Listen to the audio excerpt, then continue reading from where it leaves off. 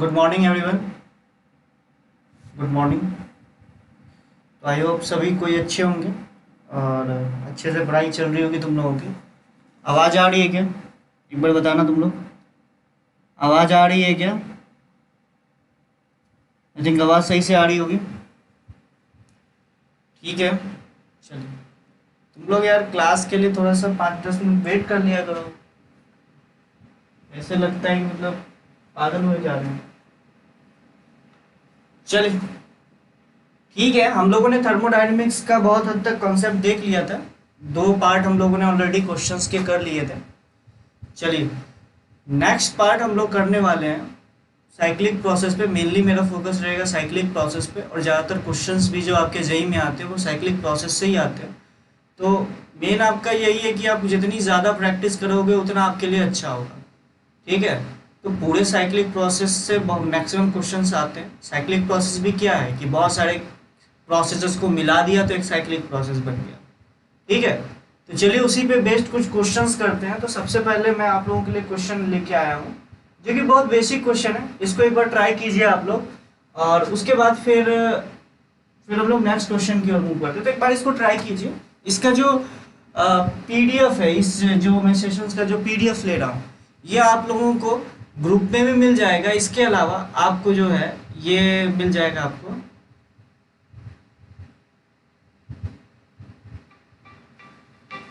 ठीक है, तो ये ग्रुप में भी आपको मिल जाएगा। इसके अलावा क्वेश्चंस, अगर आप ऐप पे भी इसको देखना चाहो तो नोट्स जो है उसमें आप क्लिक करोगे तो ये क्वेश्चंस की पूरी पूरी सीरीज खुल जाएगी। ठीक है, तो आप इसको एक बार ट्राई कीजिए, उसके बाद फिर हम लोग इसको देखते हैं। क्वेश्चंस विजुअल है ना आप लोगों को?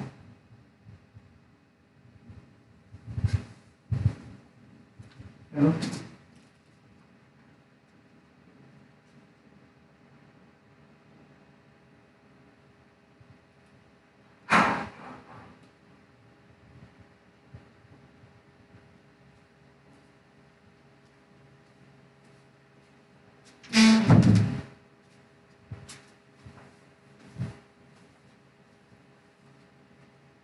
क्वेश्चंस विजुअल है ना, ये बताइएगा। हाँ, क्वेश्चंस तो दिख रहे हैं। अगर कुछ प्रॉब्लम आए तो बताइएगा। जल्दी से ट्राई करो, ये ज़्यादा टाइम लेने वाला क्वेश्चन नहीं है, ताकि हम लोग आगे बढ़ सके। ठीक है, जल्दी से ट्राई करो इसको।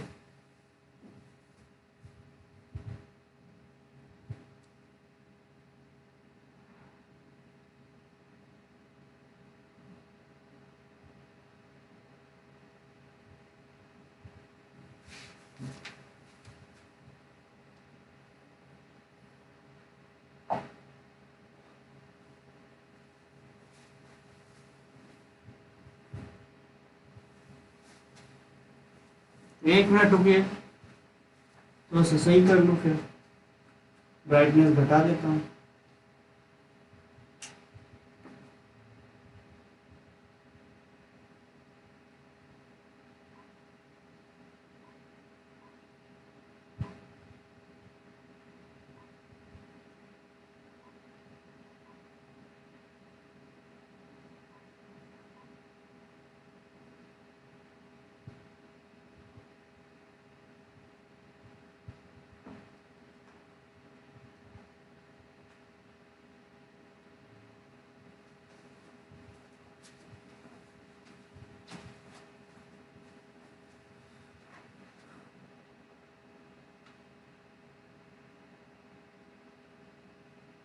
अब ठीक है आई थिंक।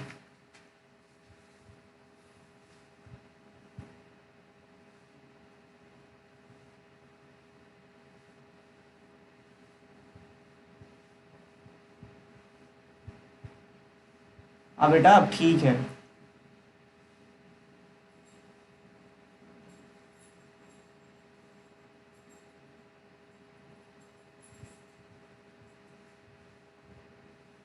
अच्छी बात है ना, अगर आपसे हुआ तो अच्छी बात है, नहीं हुआ तो भी अच्छी बात है।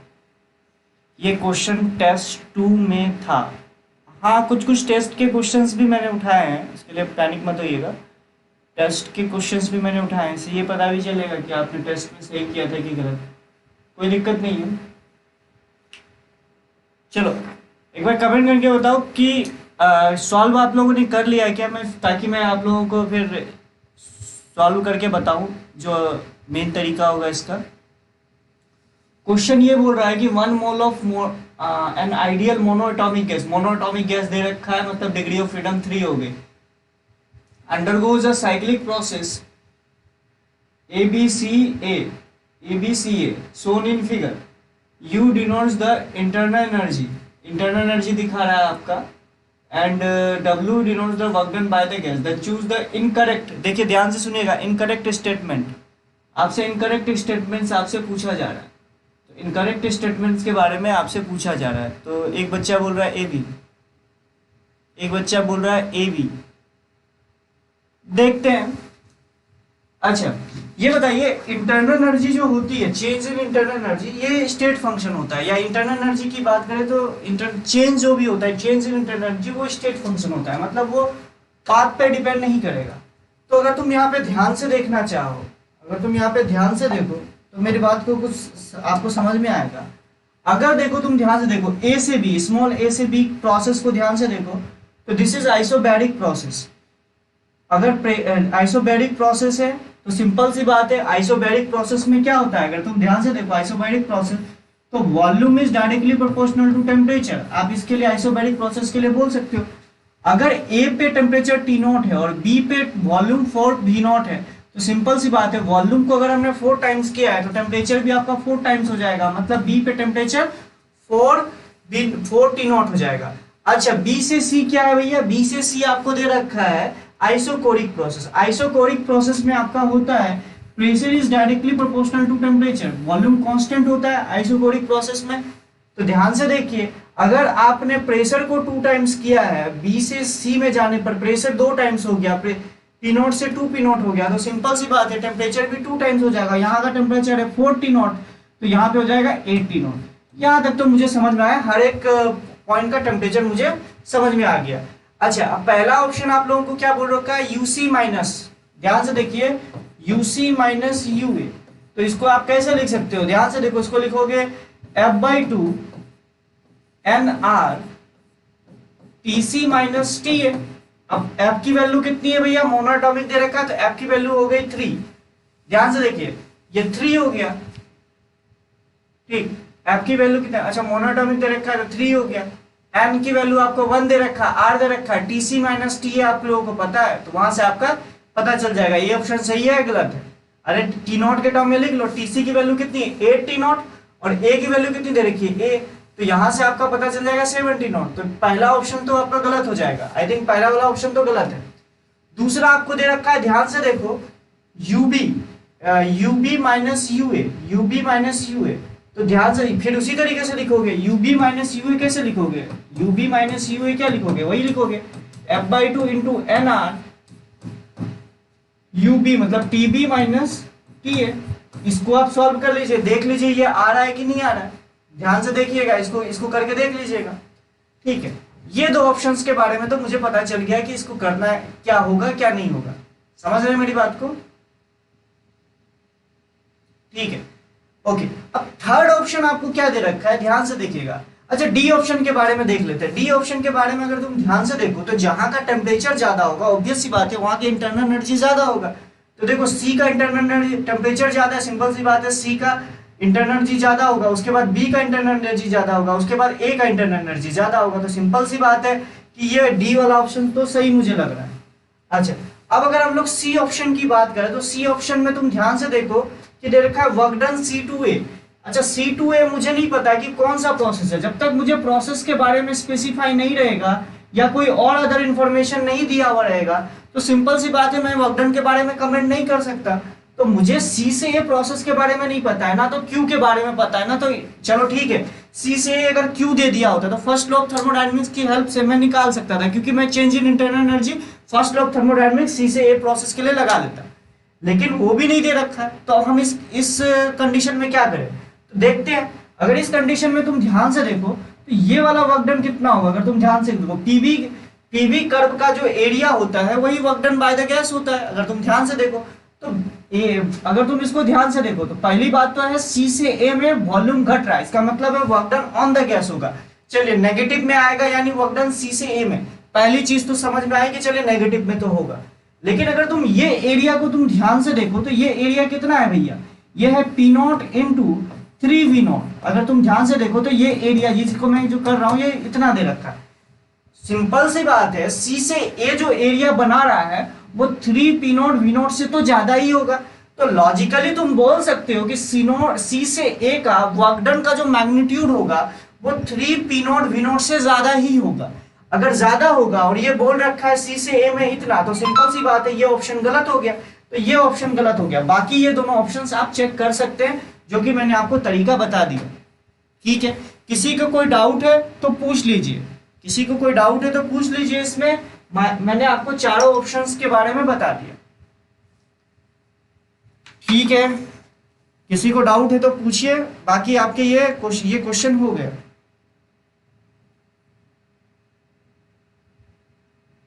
डाउट है किसी को? किसी को डाउट है बोलिए, जल्दी से आगे आगे बढ़ते हैं।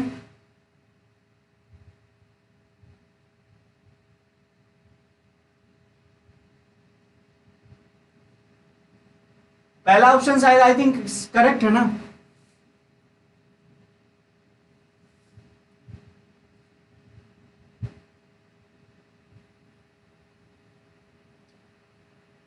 अरे आपके जगह 3 कर देना भाई।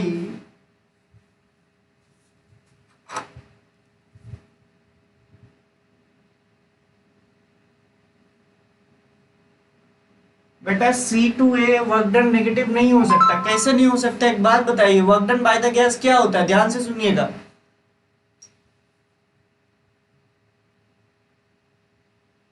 सर एक प्रोसेस को दूसरी प्रोसेस से कैसे चेंज कर सकते हैं? अबे मैंने चेंज कहाँ किया, गधेरे हो क्या? मैंने क्या बताया, बोलता क्या हूं, समझते तुम लोग क्या हो? ध्यान से सुनो, मैं फिर से बता रहा हूं, ध्यान से सुनो। मैंने ये बोला, ध्यान से अगर तुम देखो तो सी से लेके ए में वॉल्यूम घटता जा रहा है। अगर ध्यान से देखो ना, सी से ए प्रोसेस के लिए ध्यान से देखो, सी से ए प्रोसेस में वॉल्यूम घट रहा है। मैंने एक बात आपको बोली थी, work done by the gas change in pressure पे डिपेंड करता है। अगर तुम लॉजिकली सोचो, अगर गैस का वॉल्यूम घटेगा तो सिंपल सी बात है किसी एक्सटर्नल एजेंट ने गैस की वॉल्यूम को घटाया होगा। तो सिंपल सी बात है पिस्टन, अगर तुम देखोगे तो work done on the gas हो रहा होगा। समझ रहे मेरी बात को? तो जब गैस का वॉल्यूम घटेगा तो work done on the gas, अब जब गैस का वॉल्यूम बढ़ेगा तो work done by the gas होगा। तो वही चीज मैं आपको बोलने की कोशिश कर रहा हूँ। सी से ए की ओर जा रहे हो तो क्या, देखो ना एरो देखो ना ध्यान से, तो वॉल्यूम घट रहा है ना। सी पे वॉल्यूम था 4v0 और ए पे वॉल्यूम हो गया v0। सिंपल सी बात है, वॉल्यूम घटा है तो आपका work done on the gas होगा। Work done on the gas को नेगेटिव लेते हैं। ठीक है, चलिए अब मैं क्या बोल रहा हूँ कि मुझे सी से ए प्रोसेस के लिए वर्क के बारे में पता है ही नहीं। सी से ए प्रोसेस के लिए वर्क के बारे में पता है नहीं। कई गधेरे इसको क्या किए हैं, सी से ए के लिए इसको पता है कोई भी प्रोसेस मान के कर दिए, पैराबोलिक या कोई भी। तो मैं ये बोलने की कोशिश कर रहा हूं, जब आपको क्वेश्चन में दे ही नहीं रखा है सी से ए के लिए तो आप कुछ भी मत माना करो। ठीक है, लॉजिकल सोचा करो ना। अब देखो सी से ए प्रोसेस का, अच्छा प्लस और माइनस वर्क का क्या मतलब होता है? वही प्लस और माइनस वर्क का बस इतना ही मतलब होता है, गैस पे वर्क हुआ या गैस के द्वारा वर्क किया गया, बस इतना ही मतलब है। अब मैं ये बोलने की कोशिश कर रहा हूं, अब इसके मैग्नीट्यूड वाले पार्ट पे चलते हैं, सी से ए वाले मैग्नीट्यूड वाले पार्ट पे चलते हैं। तो तुम ध्यान से देखो कि पीवी कर्व दे रखा है, तो पीवी कर्व का एरिया अंडर द कर्व जो होता है वो work done by the gas या work done on the gas होता है। मैं अगर एरिया की बात करूं, और जो work done on the gas है या work done by the gas है, ये हम लोग किससे देखते हैं? ये हम लोग देखते हैं वॉल्यूम घट रहा है उस प्रोसेस में या वॉल्यूम बढ़ रहा है उस प्रोसेस में, इस चीज से हम लोग देखते हैं।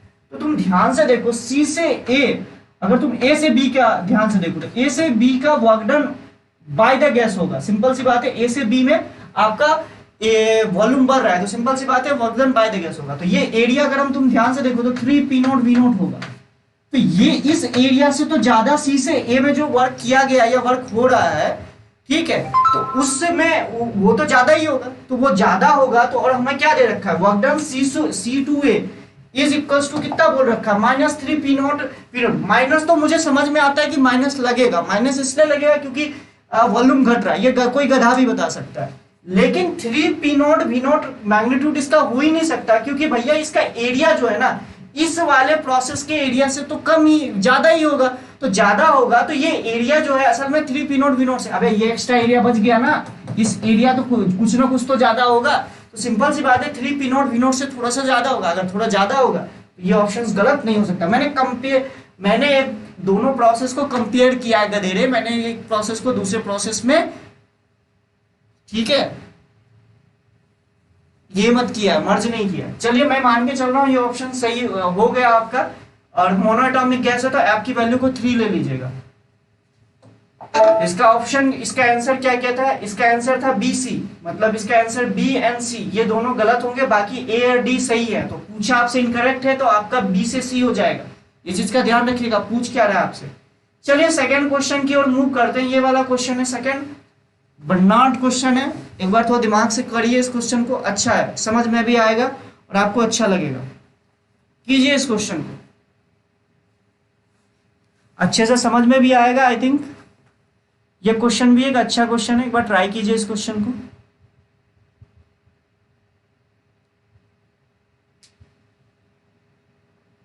अब केमिस्ट्री की नहीं चल रही है बे, केमिस्ट्री थर्मोडायनेमिक्स नहीं चल रही है, फिजिक्स की थर्मोडायनेमिक्स चल रही है।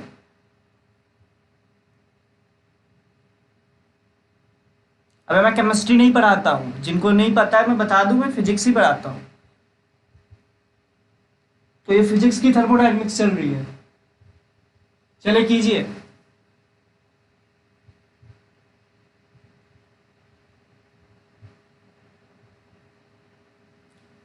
एक क्वेश्चन में तुम लोग इतना टाइम लगा देते हो ना, मैं लॉजिकली बताऊं तो ये क्वेश्चन अपने आप में 4 से 5 मिनट में ये होने चाहिए थे।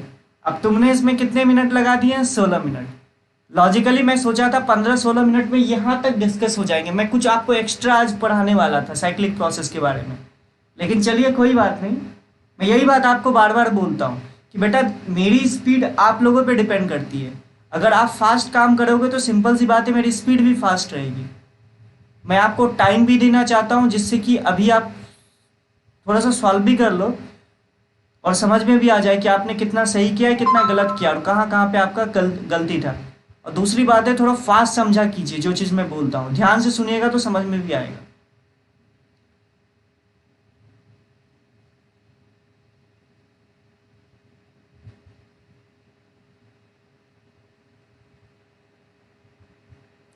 अबे मल्टीपल चॉइस क्वेश्चन है गधे, रेडी बोल दिया बस, सारे ऑप्शंस चूज देखने पड़ेंगे ना, और करेक्ट ऑप्शंस भूला है। अब यहाँ जब लिखा हुआ है पिक द करेक्ट ऑप्शन और ब्रैकेट में एस लिखा है, मतलब कि एक से ज्यादा करेक्ट हो सकता है, मतलब तुम्हें इंग्लिश भी नहीं आती बेटा।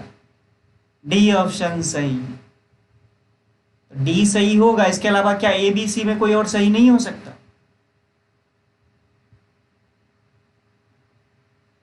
देखते हैं कौन कौन से सही है, बाकी अभी तुम लोग पहले इसको ट्राई तो कर लो पहले अच्छे से।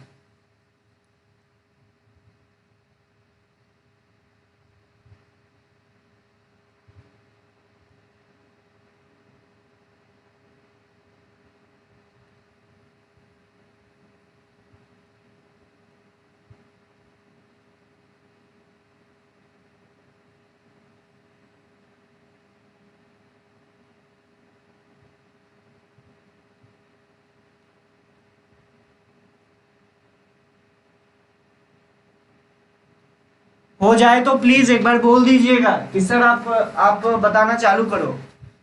सफिशिएंट टाइम आपको मिल रहा है, लेकिन मैं आपको बोलूंगा एक बार में समझने की कोशिश कीजिए, जहां बहुत ज्यादा कंफ्यूजन हो उस चीज को पूछिए जल्दी से। अगर आपसे हो जाए, आपको लगे कि सर अब आपको बताना चाहिए, तो जल्दी से तुरंत कमेंट कीजिएगा, क्योंकि आप जब कमेंट करते हो उसके 15 से 20 सेकंड बाद मेरे पास रिप्लाई, मतलब मैं देख पाता हूँ।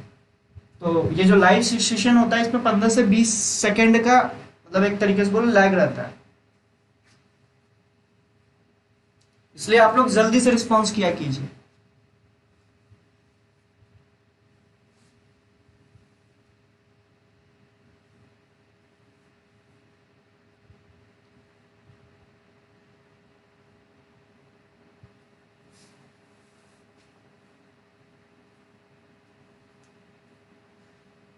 मेरा जो नेक्स्ट टॉपिक होगा, जो जिस पे मैं वीडियो आप लोगों के लिए लेके आऊंगा, वो होगा आप लोगों का इलास्टिसिटी। उसके बाद हम लोग देखेंगे थर्मल एक्सपेंशन, मतलब यहाँ से हम लोग थर्मोडायनेमिक्स क्लोज कर देंगे, थर्मोडायनेमिक्स क्लोज हो जाएगा। उसके अलावा बीच बीच में जब मिक्स सेशन में ले रहा हूँ मतलब संडे को, तो सिंपल सी बात है उसमें कुछ कुछ एक आध क्वेश्चन मैं आप लोगों के लिए लेते आऊँगा, क्योंकि बनाओ अगर मैं बोलूँ थर्मोडायनेमिक्स एक अच्छा चैप्टर है जिससे कि क्वेश्चंस आने की प्रोबेबिलिटी क्या 12 नंबर के क्वेश्चन आएंगे। तो बीच बीच में मिक्स वाले सेशंस में मैं थर्मोडायनेमिक्स के क्वेश्चन एक एक उठाता रहूँगा। लेकिन मैं आपको यही बोलूँगा आप प्रीवियस ईयर पूरा सॉल्व कर लीजिए, आपके लिए अच्छा रहेगा। A and C,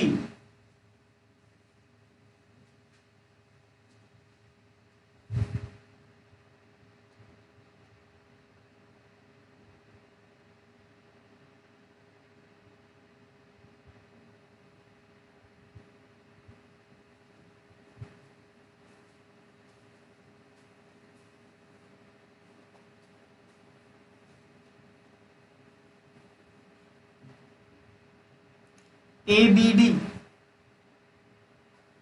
okay A B D, चलिए ठीक है देखेंगे। एक का है क्या नाम है, जितेंद्र पाल, ए बी डी। बाकी के लोगों से नहीं हुआ क्या? अबे आना बोल दो ना। जितेंद्र पंडित, ए बी सी डी। और किसी से हुआ? आयुष द्विवेदी, बी सी, मतलब आपका बी और सी ऑप्शन सही है आपको लग रहा है।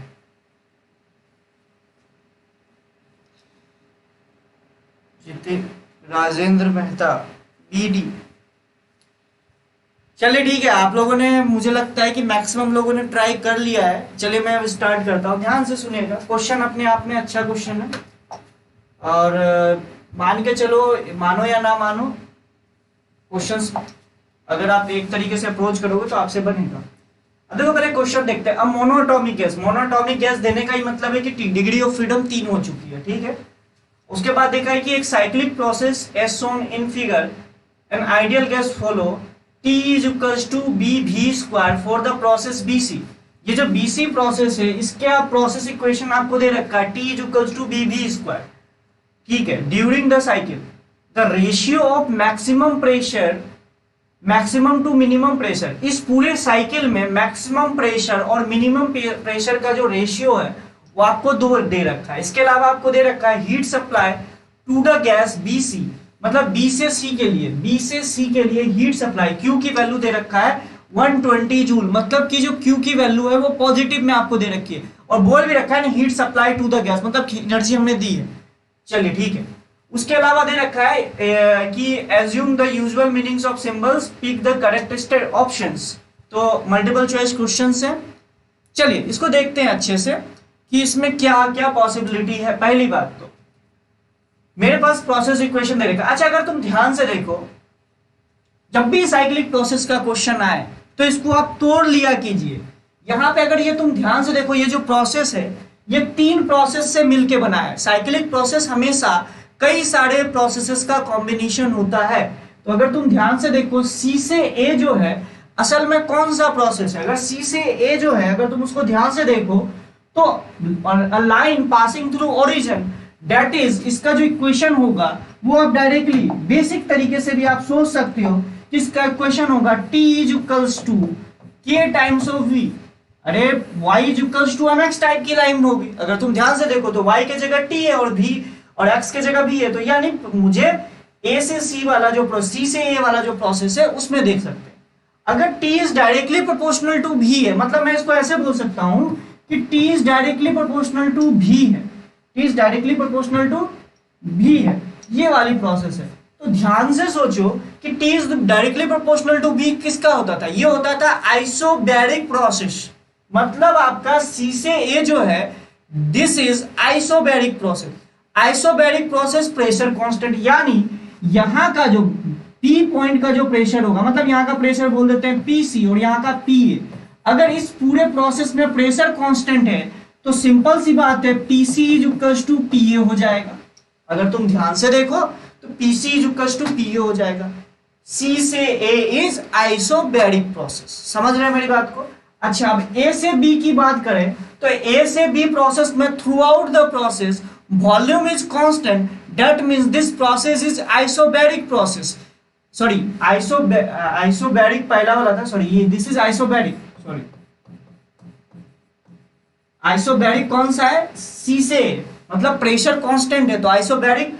अच्छा, ए से बी में अगर तुम ध्यान से बात करो तो वॉल्यूम इज कांस्टेंट, तो दैट इज आइसोकोरिक प्रोसेस। ठीक है, कई कई बार हो जाता है, तो ए से बी आपका आइसोकोरिक प्रोसेस हो गया।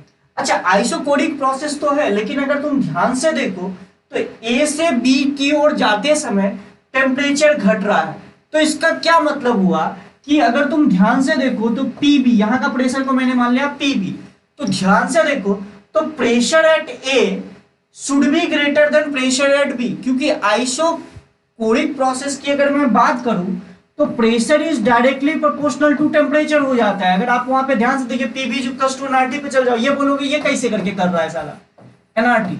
अगर तुम पीबी इक्वल्स टू एनआरटी पे चल जाओ तो कौन सा प्रोसेस है भैया, ए से बी आइसोकोरिक, मतलब वॉल्यूम कांस्टेंट। अगर वॉल्यूम कांस्टेंट हो गया तो pressure is directly proportional to temperature ना, वही मैं बोल रहा हूं।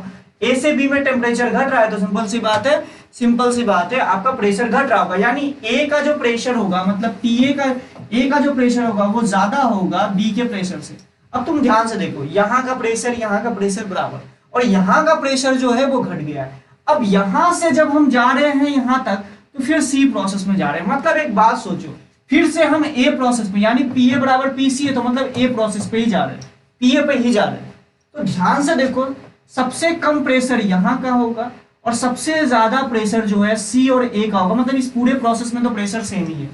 तो लॉजिकली देखो, मैं यहां से जा रहा हूं यहाँ पे, तो इसका मतलब है कि लो से मैं हाई की तरफ जाने की कोशिश कर रहा हूं, तो सिंपल सी बात है सबसे ज्यादा प्रेशर आपका यहाँ का होगा और सबसे कम प्रेशर यहाँ का होगा। या आप ऐसे भी बोल सकते हो कि सर आपका बोलने का मतलब ये है कि आप ये बोलने की कोशिश कर रहे हो कि पी, वो सी पॉइंट था पीसी अपॉन, क्योंकि सी जो है मैक्सिमम प्रेशर वाला पॉइंट है, पीसी अपॉन पीबी की वैल्यू आपको 2 दे रखी है, या आप इसको ऐसे ही बोल सकते हो पीए अपॉन पीबी की वैल्यू आपको दे रखी है 2। क्यों मैं ऐसा बोल रहा हूँ, क्योंकि लॉजिकल है ना भैया, पीए और पीसी तो बराबर है ना, तो चाहे तो आप ये लिखो चाहे तो ये लिखो, बात एक ही।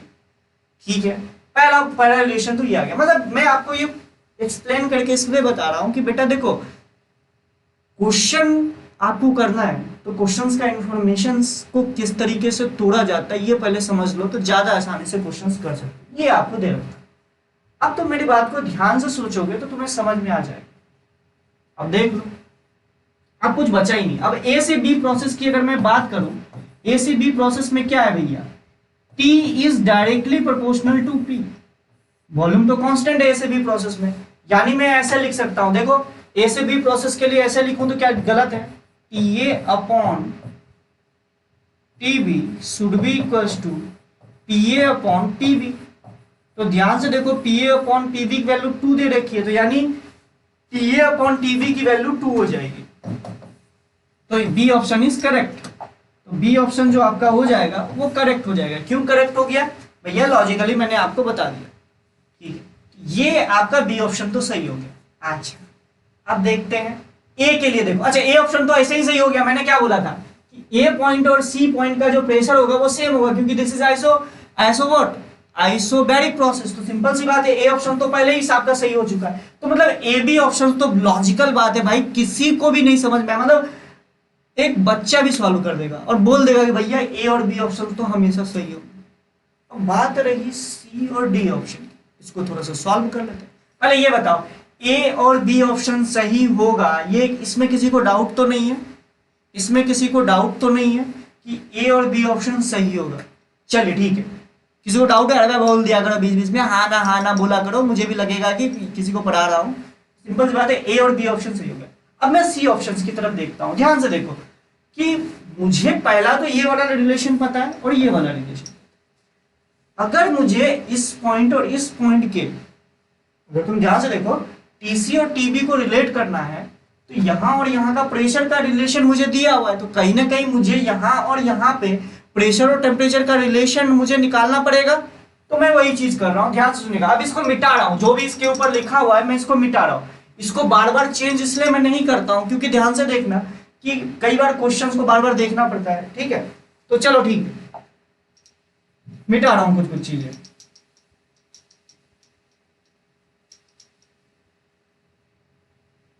अब सुनना मेरी बात को, तो तुमको तो समझ में आ जाएगा कि मैं क्या बताने की कोशिश कर रहा हूं। देखो, अगर तुम ध्यान से देखो तो हमें दे रखा है t equals to B V square. T के जगह मैं लिख देता हूं, तुम ध्यान से देखो, भी के जगह मैं लिख देता हूं, ध्यान से देखो, भी के जगह लिखता हूं टी अपॉन, भी के जगह लिखता हूं, ध्यान से देखो, भी के जगह लिख सकता हूं पीवी इक्वल्स टू एनआरटी, तो भी के जगह लिख सकता हूं एनआरटी, भी के जगह लिख रहा हूं, ध्यान से देखना, एनआरटी अपॉन बी का स्क्वायर। एनआर तो कांस्टेंट है, एनआर का N square R square B के साथ मिलके एक नया कांस्टेंट बना दिया। तो यहां से देख लीजिए t is directly proportional to v square, या सॉरी p स्क्वायर, अरे भाई फिर गलती किया मैंने, यहाँ पे p होगा, v को लिख लिया मैंने nRT बाई p, अरे pv जो कस्ट nRT है तो v को लिख लिया nRT बाई p, तो nRT बाई p का स्क्वायर, और n और r तो कांस्टेंट ही है, तो भैया n square r square into B एक नया कांस्टेंट बना दिया। तो यहां से आप देख लीजिए, यहां से आपके लिए हो गया temperature is directly proportional to P square, आपके पास ये पता चल गया। तो ध्यान से देखिए, temperature is directly proportional to P square आ गया। तो आप अगर यहाँ पे रिलेशन निकालना चाहते हो तो ध्यान से देख लीजिए, आप लिख सकते हो कि टी बी, या आप टीसी से ही रिलेट करो, आप टीसी से रिलेट करो, TC upon TB should be equals to TC upon TB का स्क्वायर। ध्यान से देखो, ये मैं लिख सकता हूं क्या, इस वाले प्रोसेस के हिसाब से मैंने इस प्रोसेस को चेंज कर दिया, इस प्रोसेस में कोई दिक्कत नहीं होनी चाहिए आई थिंक। तो यहां से मेरा ये रिलेशन आ गया, और PC बाई PV की वैल्यू मुझे 2 दे रखी है, तो सिंपल सी बात है, ये ऑप्शन भी आपका सही हो जाएगा। मतलब अगर तुम ध्यान से देखो तो यहाँ का अगर मैं टेम्परेचर कुछ मान, ध्यान से सुनना, यहाँ का टेम्परेचर और यहाँ का टेम्परेचर का रेशियो आपको पता है। अगर तुम ध्यान से देखो, ये ऑप्शन भी सही है, लेकिन ये ऑप्शन गलत है, सॉरी, क्योंकि 4 दे रखा है ना, TC बाई TB की वैल्यू 4 आएगी, जो कि आपका 2 दे रखा है, तो ये ऑप्शन गलत है। समझ रहे हो मेरी बात को, ये ऑप्शन सी वाला ऑप्शन जो है गलत है। तो एक बात बताओ, सभी चीज को मैं बी के फॉर्म में लिखता हूँ, यहाँ का टेम्परेचर TB मान लिया, यहाँ का टेम्परेचर ए का जो टेम्परेचर है ये 2 टाइम्स ऑफ TB लिख सकता हूँ क्या, ए पॉइंट का जो टेम्परेचर है उसको मैं लिख सकता हूँ 2 टाइम्स ऑफ TB, और सी पॉइंट के टेम्परेचर को मैं लिख सकता हूँ 4 टाइम्स ऑफ TB। ये समझ में आया आपको? मैंने जो 2 ऑप्शन निकाले हैं, TA बाई TB का रेशियो 2 हो गया और TC बाई TB का रेशियो 4 है। तो सिंपल सी बात है, इसको मैं रेफरेंस मान लेता हूं, तो इसका टेम्परेचर 2 टाइम्स होगा, इसका टेम्परेचर TB से 4 टाइम्स होगा। अब ये करने का क्या मतलब है, थोड़ा सा लॉजिकली सोचना। मुझे Q का रिलेशन, एक और रिलेशन मुझे दे रखा है कि B से C में जो है Q की जो वैल्यू है, Q मतलब कि heat supply to the gas या heat rejected by the gas है, लेकिन इस प्रोसेस में B से C में जो आपका Q है वो पॉजिटिव है, मतलब कि हीट दिया जा रहा है गैस को, वो रखा है, और वो 120 जूल दे रखा है। समझ रहे हो ये मैं कैसे लिखा, ये लॉजिकली आपको समझ में आना चाहिए। ठीक है, चलिए अब इसको देखते हैं, इसको मैं मिटा के यहीं पे करता हूं, आपको समझ में आ जाएगा। अच्छा, अब देखो Q निकालने के आपके पास 2 तरीके होते हैं, मैंने आपको पहले भी बताया हुआ है। Q निकालने के पास आपके 2 तरीके होते हैं। पहला तो होता है first law of thermodynamics. First law of thermodynamics से कैसे कर सकते हो, W निकालो, डेल्टा U निकालो, भैया बहुत खुश हो जाओ, उसके बाद दोनों जोड़ दो तो Q निकल जाएगा। दूसरा तरीका Q निकालने का क्या होता है, किसी भी प्रोसेस का, उसको आप लिख सकते हो, किसी भी प्रोसेस का Q जो होता है वो होता है NC delta T, where C is the molar heat capacity. क्या हम, ध्यान से देखो, क्या हम C से A प्रोसेस के लिए मोलर हीट कैपेसिटी की वैल्यू जानते हैं? अरे भैया जानते हैं, क्योंकि C से A प्रोसेस का जो मोलर हीट कैपेसिटी है वो तो भैया Cp है ना, इस प्रोसेस का मोलर हीट कैपेसिटी Cp है, और A से B प्रोसेस का जो मोलर हीट कैपेसिटी है वो भैया Cb है। अच्छा, B से C प्रोसेस का मोलर हीट कैपेसिटी क्या हो जाएगा, मैं बोलूंगा वो तुम जानते हो। कैसे जानते हो भैया, अगर तुम ध्यान से देखो, B से C प्रोसेस का PV के टर्म में इक्वेशन निकाल लो, PV के टर्म में जो इक्वेशन निकालोगे तो तुमको पता चलेगा। तुम ध्यान से देखो ना, PV के टर्म में इक्वेशन निकालो, पहला इक्वेशन आया T is directly proportional to V square, पहले तो आप लोग ये देख लो, ये दिया हुआ था। दूसरा आप लोगों ने अभी सॉल्व करके निकाला है P is directly proportional to T, P square is directly proportional to V square, मतलब जब इन दोनों को सॉल्व करोगे तो डायरेक्टली बोल सकते हो पी वी की power -1 is equal to constant. ये इस तरह का कर्व आएगा, मतलब कि बी से सी प्रोसेस असल में पीवी की टर्म में ये है पी वी की power -1 is equal to constant. मतलब अगर तुम ये ध्यान से देखो तो this is a polytropic process.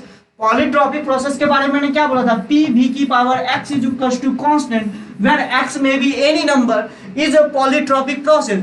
Polytropic process का जो c होता है वो होता है भैया उसको लिख सकते हो C B plus of R into 1 minus x. अगर आपको याद होगा, ये मैंने आपको रटने भी बोला था कि पॉलीट्रॉपिक प्रोसेस का जो c होता है वो C B plus R minus x. अच्छा x क्या होता है, जो v की पावर में होता है और p को फ्री कर दो तो यहाँ पे x की वैल्यू -1 है तो c की वैल्यू हो जाएगी मुझे लगता है 2r। अब बोलोगे साला 2r कैसे लिख दिया, 2r इसने लिखा कि cb की वैल्यू भैया 3r/2 है।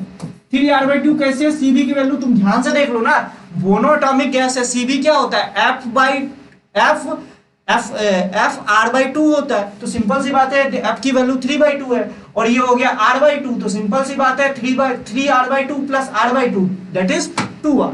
तो मतलब मुझे ये पता चल गया तीनों प्रोसेस के लिए मुझे c निकालना है, तो मैं मतलब इनडायरेक्ट मेथड का यूज करूंगा, q को मैं डायरेक्टली इस तरीके से निकाल सकता हूं। तो अब तुम्हें एक बात बताओ, QBC आपको दे रखा है, QBC दे रखा है तो ध्यान से देखो QBC को आप क्या लिख सकते हो, ध्यान से देखो QBC को आप ऐसे करके लिख सकते हो, देख लो QBC को आप लिख सकते हो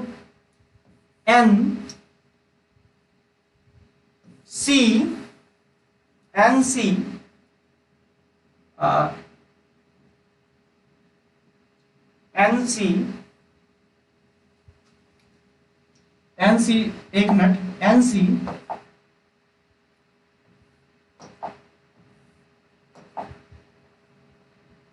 TC माइनस TB, यही तो लिखोगे।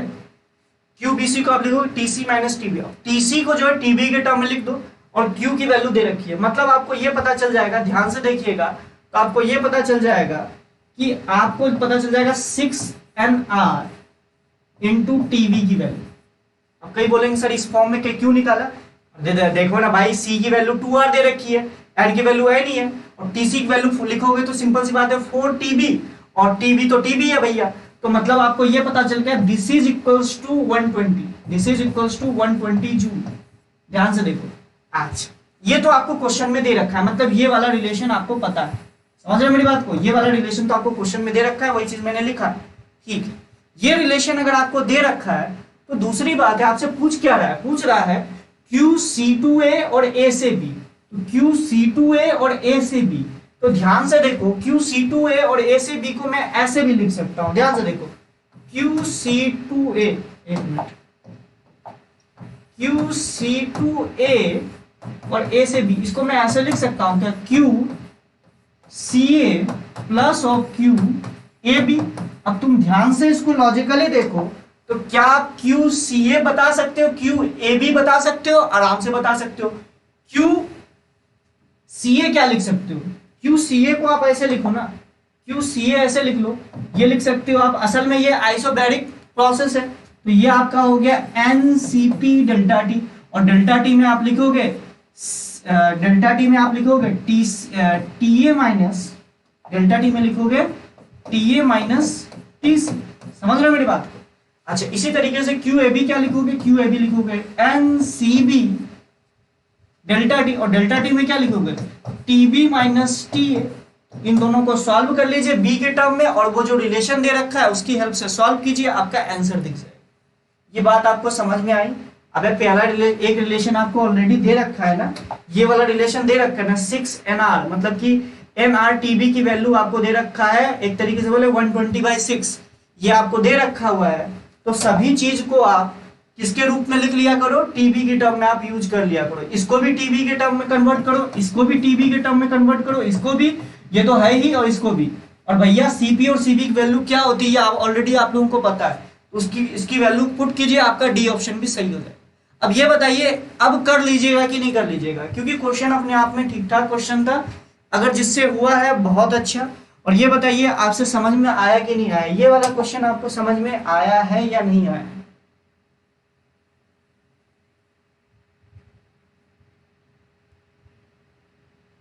अबे हाँ ना बोल दो, समझ में आया कि नहीं आया? कोई डाउट है तो पूछ लीजिए, बाकी हम लोग आगे बढ़ते हैं।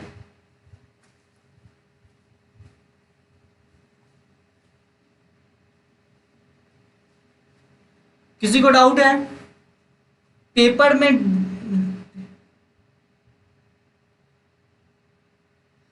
सर, पेपर में डी ऑप्शन।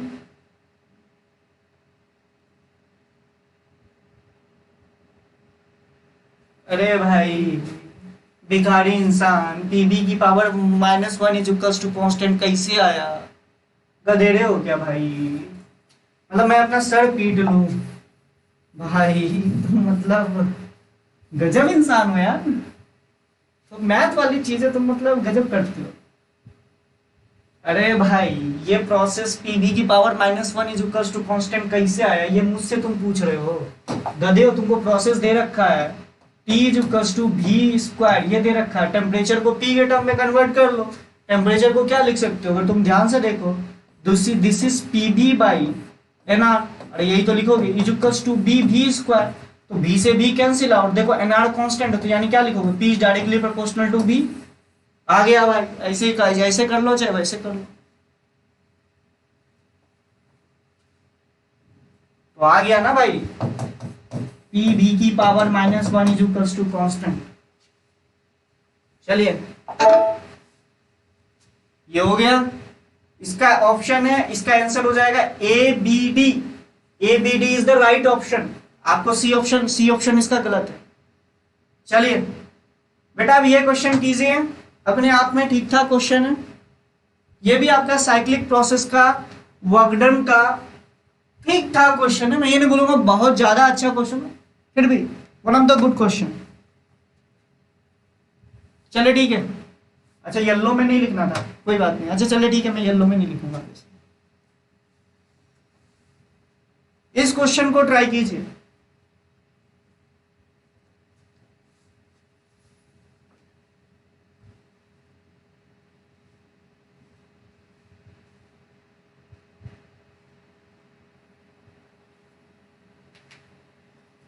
टाइम ज्यादा लग रहा है तुम लोगों को, चलो ठीक है। बाकी यही है बेटा कि देखो, साइक्लिक प्रोसेस के क्वेश्चंस ट्रिकी होते हैं। तुम्हें एक बात समझ में आ होगी कि सारी चीजें आपके क्वेश्चन के अंदर से ही हो जाए।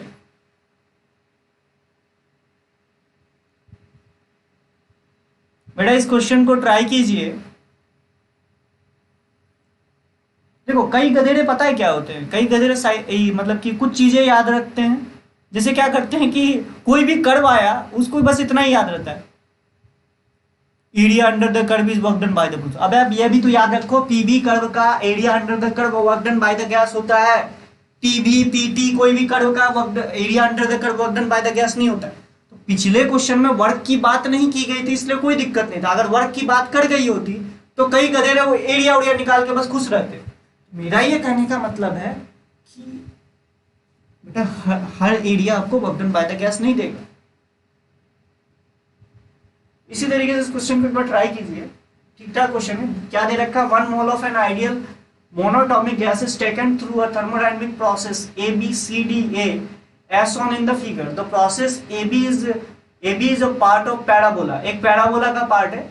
अब वो पैराबोलिक इक्वेशन आपको सिंपल सी बात है पता होनी चाहिए। पैराबोला का इक्वेशन क्या होता है, जो कि आप लिख सकते हो इस तरह का। पैराबोला का इक्वेशन हो जाएगा y is equal to mx square. अगर आपको पता हो तो इस तरह की का मतलब कि ए से बी प्रोसेस का आपको वर्क डन मतलब प्रोसेस इक्वेशन। अच्छा, बी से सी का जो कर्व है वो थोड़ा सा उल्टा दे रखा है, आप उधर मान लीजिएगा, ठीक है।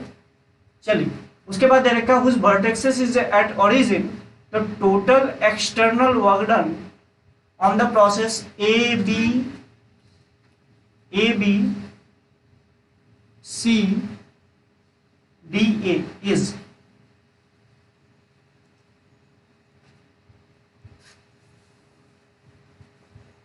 जल्दी से कीजिए इसको, फिर हम लोग ट्राई कर।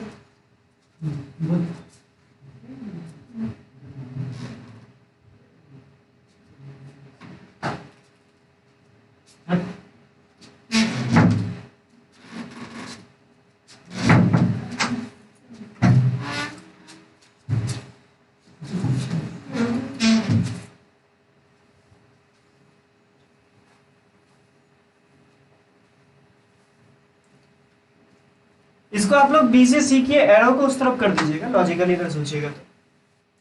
अबे एरिया अंडर द कर्व मत कर लेना गधे रहो, कहीं मतलब पी बी कर देखते ही बस ऐसे, ये पी और भी 1/v का कर्व है, बस याद रखना। ज्यादा डिफिकल्ट क्वेश्चन नहीं है ये, अगर आप देखो तो ज्यादा डिफिकल्ट क्वेश्चन नहीं है। चलिए इतना टाइम नहीं लगना चाहिए, ऑब्वियस सी बात है ये क्वेश्चन जो होगा सिंगल करेक्ट ऑप्शन क्वेश्चन ही होगा, क्योंकि अब एक सिंपल सी बात है पूरे प्रोसेस के तुमने लिए वर्क डन पूछा है तो एक ही वर्क डन होगा, 10 गो थोड़ा होगा। अच्छा चलिए देखते हैं, अगर ए से बी प्रोसेस की बात की जाए तो ए से बी प्रोसेस कौन सा प्रोसेस है? ऑब्वियस सी बात है हमारे स्टैंडर्ड प्रोसेस में तो कोई भी प्रोसेस नहीं है। अगर तुम ध्यान से देखो तो ए से बी एक पैराबोला का पार्ट है, और इस तरह का जो पैराबोला होता है वो होता है y = mx²। तो यहां से देखो y की जगह है p, y की जगह क्या है भाई, y की जगह है p, और यहाँ पे है मान लेते हैं एक सम कांस्टेंट m, और ये है 1/v का स्क्वायर। तो मतलब देखो ध्यान से देखो तो प्रोसेस इक्वेशन है p_v² = कांस्टेंट। तो ए से बी प्रोसेस का प्रोसेस इक्वेशन आपको एक तरीके से दे रखा है।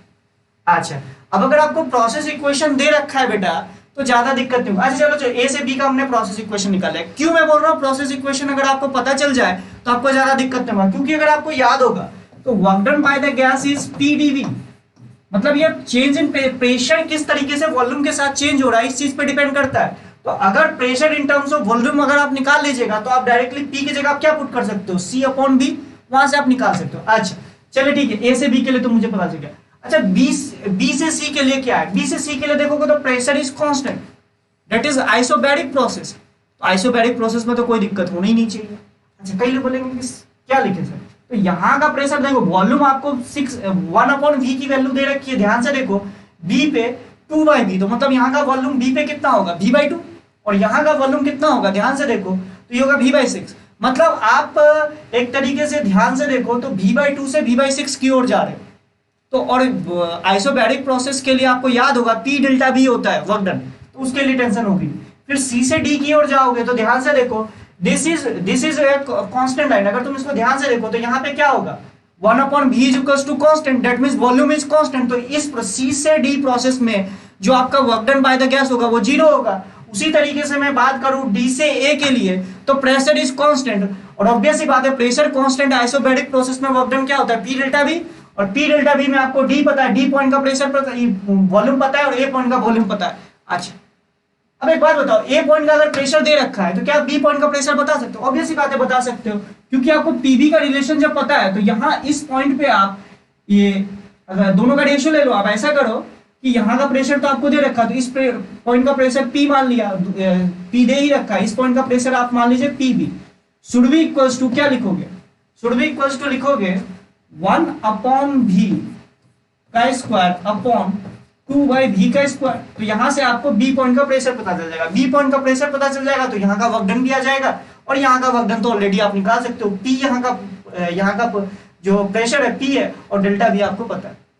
अच्छा अब A से B के लिए कैसे निकाले, A से B के लिए अगर आप वर्क डन निकालना चाहते हो तो ध्यान से देखो, अगर मैं नेट वर्क डन लिखूं साइक्लिक प्रोसेस के लिए तो मैं ऐसे लिख सकता हूँ A से B प्लस ऑफ B से C प्लस ऑफ C से D प्लस ऑफ D से A से B का कैसे लिखोगे, तो ध्यान से देखो दिस इज PdV, और P की जगह आप क्या कर दोगे C times of V square,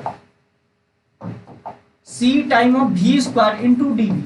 अब वॉल्यूम में चेंज आपने कहां से कहां तक किया है ध्यान से देख लीजिए, वॉल्यूम में चेंज किया V से V/2 तक, तो वहां पे लिमिट लगा दीजिए। अच्छा C को आप क्या लिख सकते हो, C को मैं लिख सकता हूं ध्यान से देखो इस पॉइंट पे जो C होगा अगर तुम ध्यान से देखो तो this is P into what, P into V लिख सकते हो। तो C के जगह आप लॉजिकली P इंटू V लिख दीजिएगा, और ऑब्वियस सी बात है आपका सारा चीज आ जाएगा। तो ये आपका AB के लिए आ जाएगा, BC के लिए आ जाएगा, CD के लिए आ जाएगा, और DA के लिए आ जाएगा। बस कुल मिला के कैलकुलेशन है, बाकी सारी चीजें आप लोग कर सकते हो। और मैंने जहां तक बताया C से D के लिए तो मुझे लगता है वर्क डन आपका 0 हो जाएगा, तो ये तो आपका 0 ऑलरेडी हो चुका है। और इस प्रोसेस और ये प्रोसेस के लिए तो ज्यादा सोचना ही नहीं पड़ेगा, क्योंकि यहाँ पे आप लिखिएगा ध्यान से, अगर लॉजिकली सोचा जाए तो दिस इज P, और ∆V क्या लिखोगे, अगर तुम ध्यान से देखो तो इसमें लिखोगे तो VC माइनस ऑफ VB, और VC पे कितना है, VC अगर तुम ध्यान देखो तो V/6 और B पे कितना है V/2 है। ठीक है। इसी तरीके से इस पे लिखोगे तो ये असल में कितना होगा, अच्छा यहाँ पे प्रोसेस तुम्हारा 2p हो जाएगा। अगर तुम इसको सॉल्व करोगे तो यहाँ पे प्रेशर आई थिंक 2p होगा ना, एक मिनट, यहाँ पे प्रेशर कितना होगा, 2p होगा कि आई थिंक 2p होगा या 4p होगा, देख लेना इसको। इससे जब सॉल्व करोगे तो टीवी की वैल्यू आपको आ जाएगी, हाँ 4p आ जाएगी। 4p यहाँ पे लिखोगे और इसकी वैल्यू यहाँ पे पुट कर देना। इसके अलावा फिर यहाँ पे क्या करना कि यहाँ पे लिखोगे जो भी आपका प्रेशर होगा, अच्छा ए से डी के लिए तो प्रेशर p ही था आपका, यहाँ पे प्रेशर आपका p है, और उसके बाद आपका वॉल्यूम आप क्या लिखोगे इस प्रोसेस के लिए, यहाँ पे वॉल्यूम लिखोगे VA माइनस ऑफ VB। तो इससे सॉल्व कर लीजिएगा, आपका आंसर आ जाएगा। चलिए ठीक है, आई थिंक आप लोगों को इसका मतलब तरीका आपको समझ में आ गया होगा। इसका ए ऑप्शन सही होगा, आई थिंक इसका A option, sorry B option is correct, I hope. हाँ 4p होगा बेटा, 4p होगा, सॉरी मैंने नहीं देखा था ठीक से, 4p होगा। तो बाकी आप इसको सॉल्व कर लीजिएगा, इसमें कुछ और है नहीं, जो तरीका था मैंने आपको बता दिया। इसके बाद वाला क्वेश्चन बेटा मैं बोलूंगा one of the best question in thermodynamics, because मुझे भी इस क्वेश्चन को थोड़ा सा सोचने में टाइम लगा था, रियलिटी बता रहा। चलिए देखते हैं next question, match the column type है, उसको सोचिएगा, थोड़ा सा अच्छा क्वेश्चन है। तो नेक्स्ट क्वेश्चन की ओर हम लोग आगे बढ़ते हैं, वो कर लोगे भाई, चलो करो इस क्वेश्चन को। ये पूरा का पूरा एक आपका एक तरीके से समझो, मैं इसको आपको पूरा दिखा दे रहा हूँ। ये मतलब क्वेश्चन तोड़ के मैंने बनाया, ऑब्वियस सी बात है एक पूरे पार्ट में नहीं आता। तो ये आपको इस तरीके से दिया हुआ है, पहला कर्व दिया हुआ है P/B और T में, और आपको बताना है वर्क डन ए से बी प्रोसेस का पॉजिटिव है, नेगेटिव है, ये है वो है। फिर इसका सेकंड पार्ट, ये क्वेश्चन आपको दे रखा है। जैसे आपको पता होगा कि जेई में अभी इसी तरह के क्वेश्चंस आ रहे हैं, अगर आप तुम जेई का पैटर्न को ध्यान से देखो तो जेई में, अच्छा sir C equals to PV square, okay हाँ बेटा उसको देख लीजिएगा, C equals to PV square, okay चलिए sorry C equals to PV square, चलिए ठीक है बेटा C equals to PV square से कर लीजिएगा, ठीक है कोई दिक्कत नहीं। मैं उसको इसलिए किया क्योंकि देखो अभी और 2-3 क्वेश्चन है बेटा, अगर मैं उस क्वेश्चन को नहीं बताऊँ सिंपल सी बात है टाइम उस पर जाएगा, वो आप कर लीजिएगा। सारे प्रोसेस के लिए प्रोसेस इक्वेशन आपको पता चल जाएगा, तो वर्क डन निकालना कोई बड़ी बात है नहीं। अब इस क्वेश्चन पे एक बार आप लोग फोकस कीजिए, मैं आपको क्या बोल रहा हूँ क्वेश्चन समझा देता हूँ। आपको P/V/T और रो और U दे रखा है, usual meaning pressure, volume, temperature, density और इंटरनल एनर्जी ऑफ गैस दे रखा है। अब इन सब को मिला के कुछ कर्व दे रखे हैं और आपसे पूछा है AB के लिए वर्क डन पॉजिटिव होगा, नेगेटिव होगा। उसी तरीके से इंटरनल एनर्जी का पूछा, मतलब इंटरनल एनर्जी और वर्क डन के बारे में आपसे पूछा, और उसी चीज को बाद में आपसे 3 पार्ट में आपसे पूछ लिया गया। तो मैं आपको ये सजेस्ट करूंगा कि आप ऐसा कर लीजिए, हर एक प्रोसेस के लिए AB प्रोसेस के लिए वर्क डन निकाल लीजिए, पॉजिटिव होगा नेगेटिव होगा, बस आपको साइन बताना है। AB प्रोसेस के लिए वर्क डन पॉजिटिव होगा नेगेटिव होगा, BC प्रोसेस के लिए आपका वर्क डन पॉजिटिव नेगेटिव होगा। इसी तरीके से हर एक ग्राफ का निकाल लीजिए। तो पहले मैं आपको 2 ग्राफ दिखा रहा हूं, इन दोनों के लिए हम लोग मेनली सॉल्व करेंगे, उसके बाद मैं आपको इसके लिए बताऊंगा। ये वाला P और V कर्व के लिए तो बेटा नहीं बताने वाला हूं। क्यों नहीं बताने वाला हूं? क्योंकि ये तो आप बता सकते हो, लॉजिकली सोच के भी आप बता सकते हो, ठीक है। तो ये तो आप अपने से खुद से कर लोगे। बाकी मैं इन दोनों के लिए मेनली आपको फर्स्ट, सेकेंड और थर्ड के लिए बताने वाला हूं। तो ये क्वेश्चन अपने आप में एक अच्छा क्वेश्चन होगा, एक बार आप ट्राई कीजिए, प्लीज ट्राई कीजिए आपको। और मेन क्वेश्चन आपका यहां से स्टार्ट होगा, 8, 9, 10 ये आपसे पूछ रहा है। इन एनी मेन पहला क्वेश्चन आपसे पूछ रहा है, इन अ साइक्लिक प्रोसेस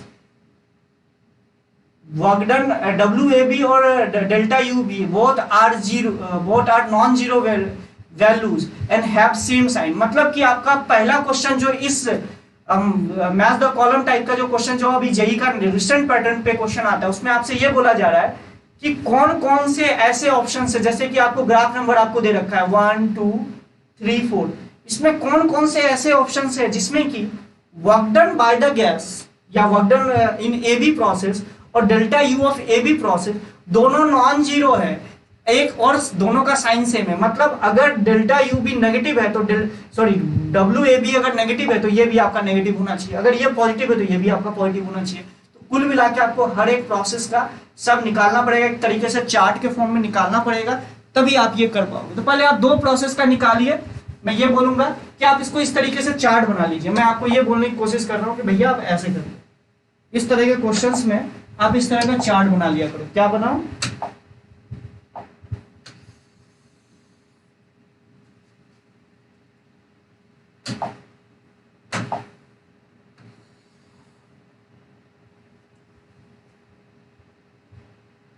ठीक है।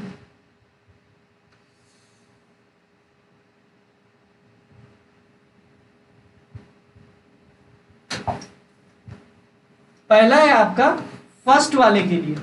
पहले मैं फर्स्ट वाले के लिए आपको बना के दिखा देता हूं। कई बोलेंगे साला जब इतना करना पड़ेगा तो क्वेश्चन छोड़ के ही आ जाएंगे। अबे गधेड़ो, मैं सॉल्व ये करवा रहा हूं तो सिंपल सी बात है, टाइम तो उसमें लगेगा। तो ये है वर्क डन के बारे में। क्या ये किसके बारे में? ये वर्क डन के बारे में है और ये यू के डेल्टा यू के बारे में। तो ध्यान से देखोगे तो समझ में आ जाए। ये डेल्टा यू के बारे में पहला है फर्स्ट वाले ग्राफ का। ध्यान से देखो, ये फर्स्ट वाले ग्राफ का ए बी, बी सी और सी है। तो मैंने लिखा ये ए बी प्रोसेस के लिए लिखूंगा, ये बी सी प्रोसेस के लिए लिखूंगा और ये सी ए प्रोसेस के लिए लिखूंगा। वर्क की वैल्यू पॉजिटिव है या नेगेटिव है? ये पहला वाला ग्राफ के लिए तीन प्रोसेस को मैं अलग अलग कर लेता हूं। डेल्टा यू का लिख लूंगा और वर्क का लिख लूंगा। समझ रहे हो मेरी बात को? इसी तरीके से दूसरे के लिए ये तीन वाला पैटर्न बनेगा, इसी तरीके से ये तीसरे के लिए बनेगा और चौथे के लिए बनेगा। तो मैं पहले वाले के लिए आपको बता देता हूं तो आपको बहुत हद तक आइडिया लग जाएगी कि सर क्या करने की, क्या बोलने की कोशिश करें। अब ध्यान से देखो, पहले वाले ग्राफ में ए बी प्रोसेस को ध्यान से देखो और उसके लिए आप बताइए पहले वाले ग्राफ में ए बी प्रोसेस का वर्क डन जो होगा वो पॉजिटिव होगा या नेगेटिव होगा। मैंने आपको एक बात बस सिखाई है कि work done by the gas या work done on the gas depends on change in volume. अगर वॉल्यूम बढ़ रहा होगा, work done by the gas positive, work done जो होगा गैस का वो पॉजिटिव होगा, मतलब गैस ने वर्क किया होगा। गैस ने वर्क किया होगा तभी तो उसने पिस्टन को मूव कराया है और उसका वॉल्यूम बढ़ा है। पिस्टन को मूव कराया है, इसका मतलब गैस का वॉल्यूम बढ़ा होगा। मैं आपको थोड़ा सा लॉजिकल चीजें बता रहा हूँ। उसी तरीके से मैं आपसे बोलने की कोशिश कर रहा हूँ कि चेंज इन इंटरनल एनर्जी किस चीज पे डिपेंड करता है भैया? Change in internal energy depends on only on temperature. Change in internal energy is a state function और जो कि डिपेंड कर जिसकी वैल्यू होती है F/2 NR डेल्टा टी। अगर चेंज इन टेम्परेचर पॉजिटिव है, मतलब टेम्परेचर अगर उस प्रोसेस में बढ़ेगा ए से बी की ओर जाने पर, इनिशियल से फाइनल की ओर जाने पर अगर टेम्परेचर बढ़ रहा है तो सिंपल सी बात है डेल्टा यू की वैल्यू पॉजिटिव में आएगी। तो वही इन दोनों कॉन्सेप्ट पे बेस्ड आप सोचिए, ए से बी में जाने पर क्या वॉल्यूम बड़ा होगा? और ए से बी प्रोसेस में अगर तुम ध्यान से देखो तो टेम्परेचर की तो कोई बात ही नहीं है। अरे ऐसा टेम्परेचर तो बढ़ा होगा, ए से बी में टेम्परेचर बढ़ा ही होगा। अगर ए से बी में टेम्परेचर बढ़ा होगा तो लॉजिकल बात है कि डेल्टा यू पॉजिटिव हो जाएगा, तो डेल्टा यू पॉजिटिव होगा। अच्छा, अब अगर बात की जाए ए से बी में भैया वर्क डन क्या होगा? वॉल्यूम बढ़ा है कि घटा है, ये सोच के बताइए।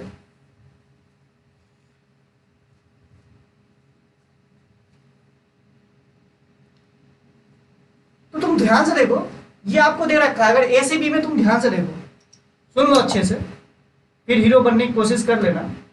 ए से बी में ध्यान से देखो तो P by V is equals to constant. P by V is equals to constant. अगर तुम ध्यान से देखो तो this is P is equals to C times of V। अब P को तुम लिख सकते हो, ध्यान से देखो, P को तुम लिख सकते हो, ध्यान से देखो, P को लिख सकते हो nRT बाई बी, nRT by B is equals to C. तो यहां से देखो T is directly proportional to V square type का इक्वेशन होगा। मतलब यह ध्यान से देखो, A से B जो है वो कोई और प्रोसेस नहीं, T is directly proportional to V square type का प्रोसेस है। कई बोलेंगे कि साला ऐसा क्यों, कि T से ही क्यों रिलेट करा है? अबे तुमको ये पता है A से B जाने पर टेम्परेचर बढ़ रहा है, तो ऑब्वियस ही बात है वॉल्यूम को रिलेट आपको कहीं ना कहीं टेम्परेचर के से ही करवाना पड़ेगा ना। तो इसलिए मैंने जानबूझ के टेम्परेचर का वॉल्यूम के साथ रिलेशन निकाल लिया। पहली बात तो ए से बी प्रोसेस में का जो इक्वेशन होगा, अगर तुम ध्यान से देखो, ए से बी ग्राफ को ध्यान से देख के देखो, ए से बी ग्राफ को अगर तुम ध्यान से देखोगे तो उसको लिखोगे P by B is equals to constant. अबे y is equals to some constant line है ना, तो वही चीज लिखा है और y में P बाई बी है, तो उसको लिख लिया P is equals to C B type की चीज है। तो P को लिख लिया nRT by V, nRT by V को ध्यान से देखो तो T is directly proportional to V square. अब टेम्परेचर बढ़ा है तो ऑब्वियस सी बात है वॉल्यूम भी बढ़ा ही होगा। Temperature is directly proportional to V square, तो ऑब्वियस सी बात है टेम्परेचर बढ़ा है तो वॉल्यूम भी बढ़ा होगा। अगर वॉल्यूम बढ़ा है तो ऑब्वियस सी बात है ए से बी प्रोसेस में जो वर्क डन होगा ये भी पॉजिटिव होगा भैया, ये भी पॉजिटिव हो गया। अच्छा, अब एक बात बताओ, बी से सी प्रोसेस में क्या बोलोगे? बी से सी प्रोसेस में पहले ही बात समझ में आ गई, टेम्परेचर घट रहा है लल्लू। टेम्परेचर अगर घट रहा है तो सिंपल सी बात है, ये आपका डेल्टा यू नेगेटिव हो गया। डेल्टा यू अगर नेगेटिव हो गया तो एक बात बताइए, अब वर्क डन के बारे में कैसे बोल सकते हैं? वर्क डन के बारे में एरिया उरिया देख के मत बता देना। अब बी से सी में बताओ वर्क डन के बारे में क्या बोल सकते हैं? वर्क डन के बारे में तो ऐसे बोल सकते हैं कि देखो देखो लल्लू, ग्राफ ग्राफ से ही रिलेट करना पड़ेगा, सिंपल सी बात है। बिना ग्राफ से रिलेशन किए हुए तो कुछ हम नहीं बोल सकते हैं। तो यहाँ पे ये दे रखा है, ध्यान से देखो, this is P by V is equals to some constant into T type line. This is Y is equals to MX type line passing through origin. So we can write Y is equals to MX. तो Y के जगह है P by V is equals to MT. तो बेटा यहाँ पे ध्यान से देखो, तो मैं प्रेशर को कन्वर्ट कर देता हूँ, ध्यान से देखो, प्रेशर को मैं लिख सकता हूँ क्या? This is nRT by V, तो V से हो गया V square is equals to MT, यही होगा ना? तो ध्यान से देखिए, तो टेम्परेचर से टेम्परेचर कैंसिल आउट हो जाएगा, यानी V is equals to constant type की चीज आ जाएगी। मतलब दिस इज, ये स्टाइल मार के आपको बताने की कोशिश कर रहा है कि B से C is nothing else isochoric process. ये बात आपको समझ में आई? अबे B से C में वर्क डन 0 होगा, तो यहाँ पे वर्क डन हो गया 0। पहले तो ये बताओ कि ये बात पचा कि नहीं पचा? पहले ये बताओ कि ये चीज तुम्हें पचा कि नहीं पचा? क्योंकि नहीं पचा होगा तो बेटा सिंपल सी बात है कि फिर दिक्कत हो जाएगी। B से C में आपका वर्क डन 0 हो जाएगा। क्यों? अबे वॉल्यूम कांस्टेंट, सिंपल सी बात है, work done by the gas भी तो 0 हो जाएगा ना। वही चीज मैं आपको बोलने की कोशिश कर रहा हूँ। ठीक है, ये बात पच गई आपको? अबे आना बोल दो भाई।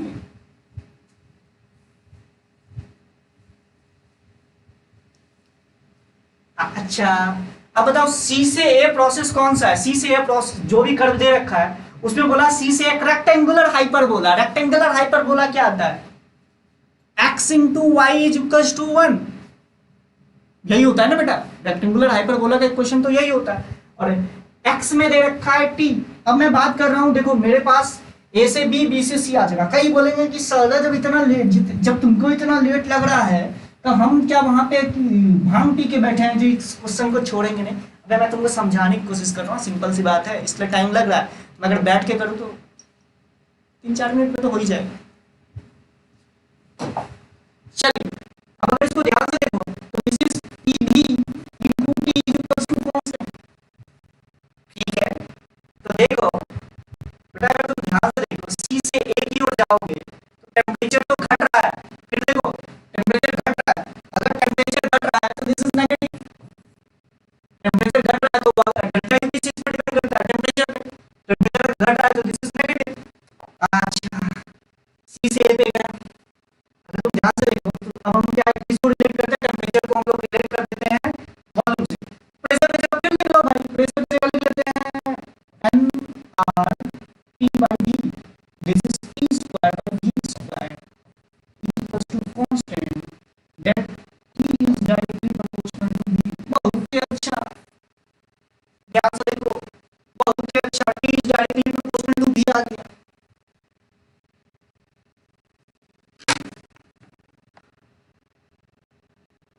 एक मिनट रुक जाइए। अब आवाज सही आ रही है कि बेटा? अब आवाज सही आ रही है? अब आवाज सही आ रही है क्या? अब आवाज सही आ रही है क्या? एक बात बताइएगा, कमेंट करके बताइएगा, आवाज सही आ रही है क्या? अब आवाज सही आ रही है क्या? अबे आना बोल तो भाई, आवाज सही आ रही है क्या? अब आई थिंक ठीक है, अब आवाज सही है। चलो ठीक है, तो ये आपको समझ में आया। C से A प्रोसेस जो है वो T is directly proportional to volume type की चीज है। टेम्परेचर देखो C से A की ओर जाने पर घटा है तो सिंपल सी बात है वॉल्यूम भी घटा होगा। अगर वॉल्यूम घटा होगा तो सिंपल सी बात है C से A प्रोसेस का जो वर्क डन होगा ये भी नेगेटिव होगा। तो ये बताइए, ये बात आपको समझ में आया फर्स्ट वाले के लिए? अगर हाँ आ गया है तो एक बार बोलिए कि सच में बताना बेटा, सच बताना ठीक क्वेश्चन था या नहीं था, ईमानदारी से बताना। अच्छा क्वेश्चन था कि नहीं? पूरी मैथमेटिक्स है, ये बताओ कि अच्छा क्वेश्चन था कि नहीं था? जैसे हम लोग नॉर्मल तरीके से करते हैं, अगर ये क्वेश्चन आ गया तो आधे लोगों की लंका लग जाएगी, सच बता रहा हूँ। ये बताओ, ये समझ में आया कैसे कैसे मैं करके मैं बात करने की कोशिश कर रहा हूँ। अब इसी तरीके से बेटा डेंसिटी क्या होता है, मास अपॉन वॉल्यूम होता है। ऑब्वियस ही बात है, हम लोग जितनी भी थर्मोडायनेमिक्स में प्रोसेस के बारे में बात करते हैं, एक बार बताना क्वेश्चन सही है या नहीं है, आप लोग बताइए कमेंट करके। ये तो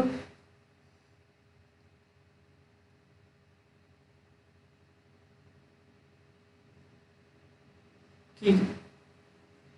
अब देखो, अब ध्यान से देखो, तो डेंसिटी वर्सेस टेम्परेचर का ग्राफ दे रखा है, डेंसिटी वर्सेस टेम्परेचर का ग्राफ दे रखा है। तो एक बात बताओ, जितने भी हम लोगों ने अभी तक प्रोसेस पढ़े हैं थर्मोडायनेमिक्स, सभी क्लोज प्रोसेसेस पढ़े, ओपन प्रोसेस थोड़ा होता है।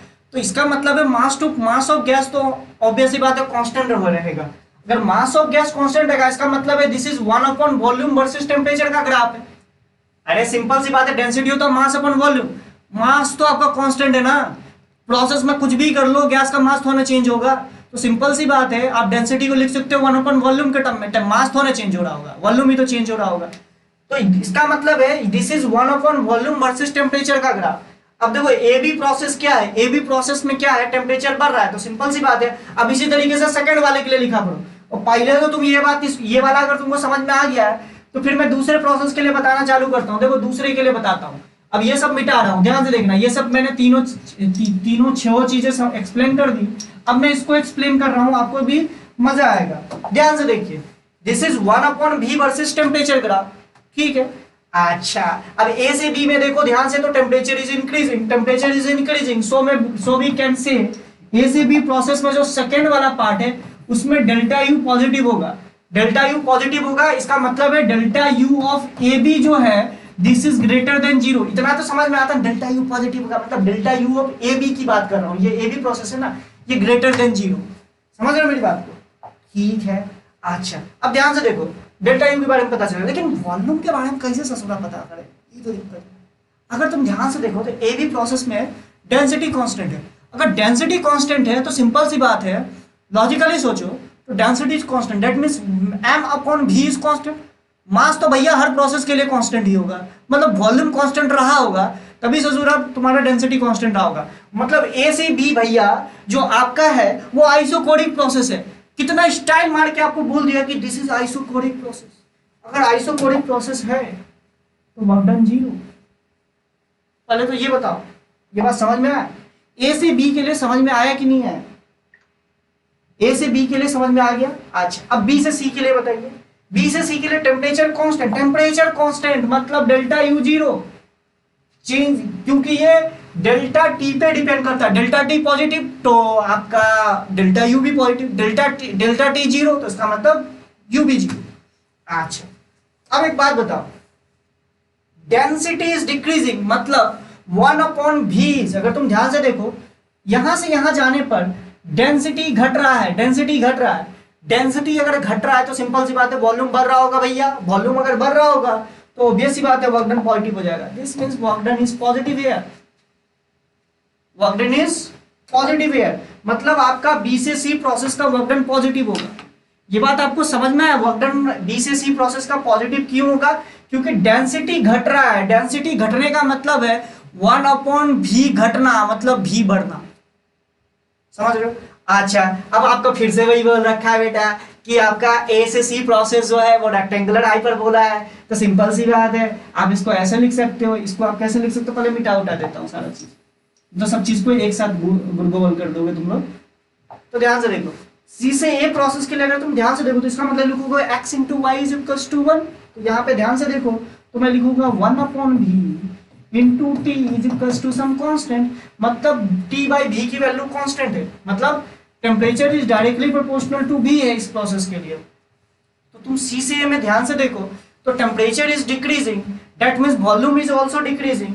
वॉल्यूम अगर डिक्रीज कर रहा है तो ध्यान से देखो, तो वॉल्यूम अगर डिक्रीज करेगा this means this is negative, this is also negative. क्यों नेगेटिव? क्यों नेगेटिव? क्योंकि भैया देखो ना, सी से ए की ओर जाने पर तुम्हारा टेम्परेचर घट रहा है। सी पे टेम्परेचर ज्यादा था, ए पे टेम्परेचर कम हो गया, तो सी से ए जाने की ओर टेम्परेचर घट रहा है और T is directly proportional to V है, तो वॉल्यूम भी घट ही रहा होगा। तो वॉल्यूम अगर घट रहा होगा तो सिंपल सी बात है आप इसको इस तरीके से रिलेट करते हो, या आप इसको ऐसे भी बोल सकते हो कि लॉजिकली सोचना कि डेंसिटी इज इंक्रीजिंग, डेंसिटी अगर इंक्रीज कर रही है तो सिंपल सी बात है वॉल्यूम तो घट ही रहा होगा, सॉरी वॉल्यूम तो आपका घट ही रहा होगा। ठीक है, चलिए ये बात आपको समझ में आई कि आपका ये वाला जो फाइनली सेकेंड वाला पार्ट है उसका ये आ जाएगा।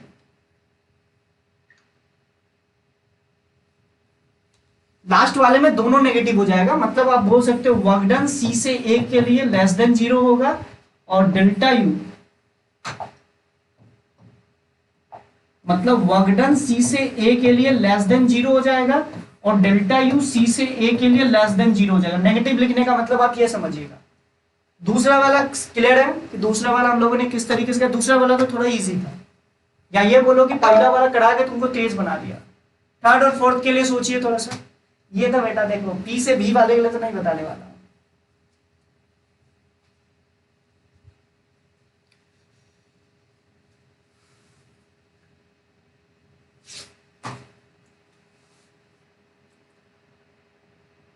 थर्ड वाले और फोर्थ वाले के लिए सोचिए।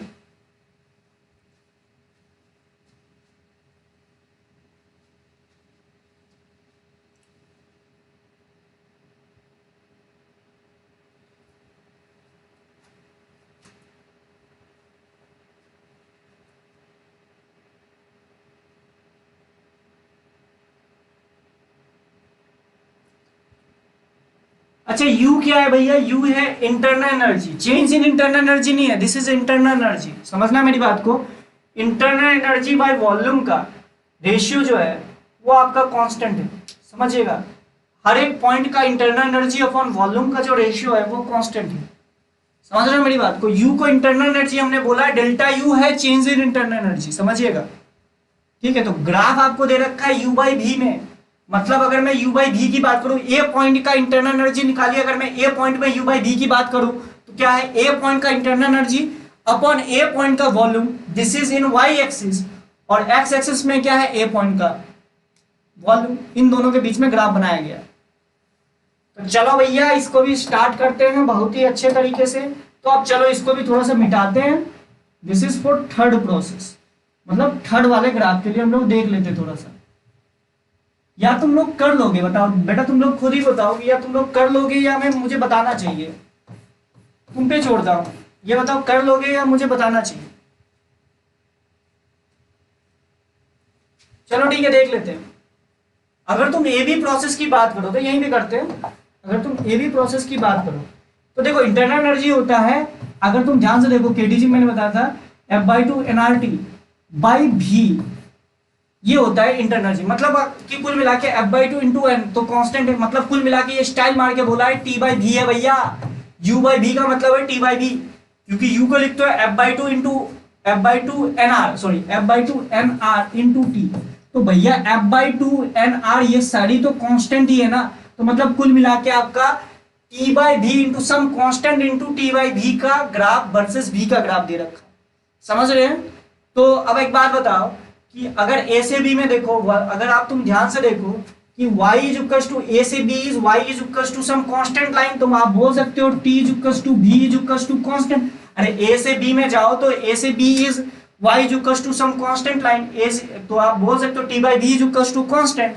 तो आप डायरेक्टली बोल सकते हो t is directly proportional to volume. तो टेम्परेचर, अब देखो ए से बी में वॉल्यूम बढ़ा है, आप देख सकते हो ए से बी में वॉल्यूम बढ़ा है। अगर वॉल्यूम बढ़ा है तो सिंपल सी बात है टेम्परेचर भी बढ़ा होगा। अगर ए से बी की ओर जाने पे टेम्परेचर बढ़ेगा तो सिंपल सी बात है डेल्टा यू भी पॉजिटिव आएगा। इसका मतलब ये भी पॉजिटिव और ये भी पॉजिटिव। ध्यान से समझ में आ रहा है? क्योंकि डेल्टा यू वर्क डन तो वो इस पे पॉजिटिव आता है, तो दोनों आपका पॉजिटिव हो गया। ठीक है, अब बी से सी क्या है? सी से ए जो दे रखा है आपको रेक्टेंगुलर हाइपरबोला दे रखा है, और ए से बी क्या दे रखा है आपका? बी से सी, मतलब दोनों ही रेक्टेंगुलर हाइपरबोला दे रखा होगा तभी आपका हो पाएगा। रेक्टेंगुलर हाइपरबोला दे रखा है, लेकिन रेक्टेंगुलर हाइपरबोला, और बी से सी क्या दे रखा है? बी से सी के बारे में कुछ नहीं दे रखा है, तो बी से सी नॉर्मल एक ग्राफ होगा। आप पैराबोलिक मान के इसको कर लीजिए। ठीक है, पैराबोलिक मान के इसको कर लीजिए, कोई दिक्कत नहीं होगी।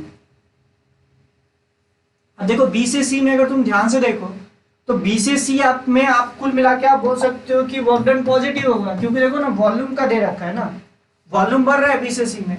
अब बी से सी में आप बोल सकते हो, ध्यान से देखो, this is temperature by volume, temperature y is equals to some constant time of some constant type of, क्या लिखोगे, m इंटू एक्स की power n, where n is positive. अरे कोई भी एक ऐसा कर्व हो y और x में, वो तो ऐसे ही होता है ना, वो तो ऐसे ही होगा ना, y is equals to m into x की पावर n, वेयर n वो 2 हो सकता है, 3 हो सकता है, इसी तरीके से तो होगा, पैराबोलिक होगा या इस तरीके से होगा। तो ध्यान से देखिए, ये सम पैराबोलिक टाइप का कर्व होगा, ये पैराबोलिक टाइप का अगर कर्व होगा तो सिंपल सी बात है, आप ऐसे करके बोल सकते हो। इसको आप इस तरीके से अगर बोलोगे तो ध्यान से देखो कि x के जगह आपका क्या दे रखा है, x के जगह दे रखा है आपका वॉल्यूम, तो मतलब temperature is directly proportional to v की पावर n+1। अगर वॉल्यूम बढ़ा है तो सिंपल सी बात है टेम्परेचर भी बढ़ेगा। तो सिंपल सी बात है B से C प्रोसेस में आपका टेम्परेचर बढ़ा है, B से C प्रोसेस में अगर टेम्परेचर बढ़ा है तो सिंपल सी बात है वर्क डन। B से C प्रोसेस में टेम्परेचर घटा है, कैसे?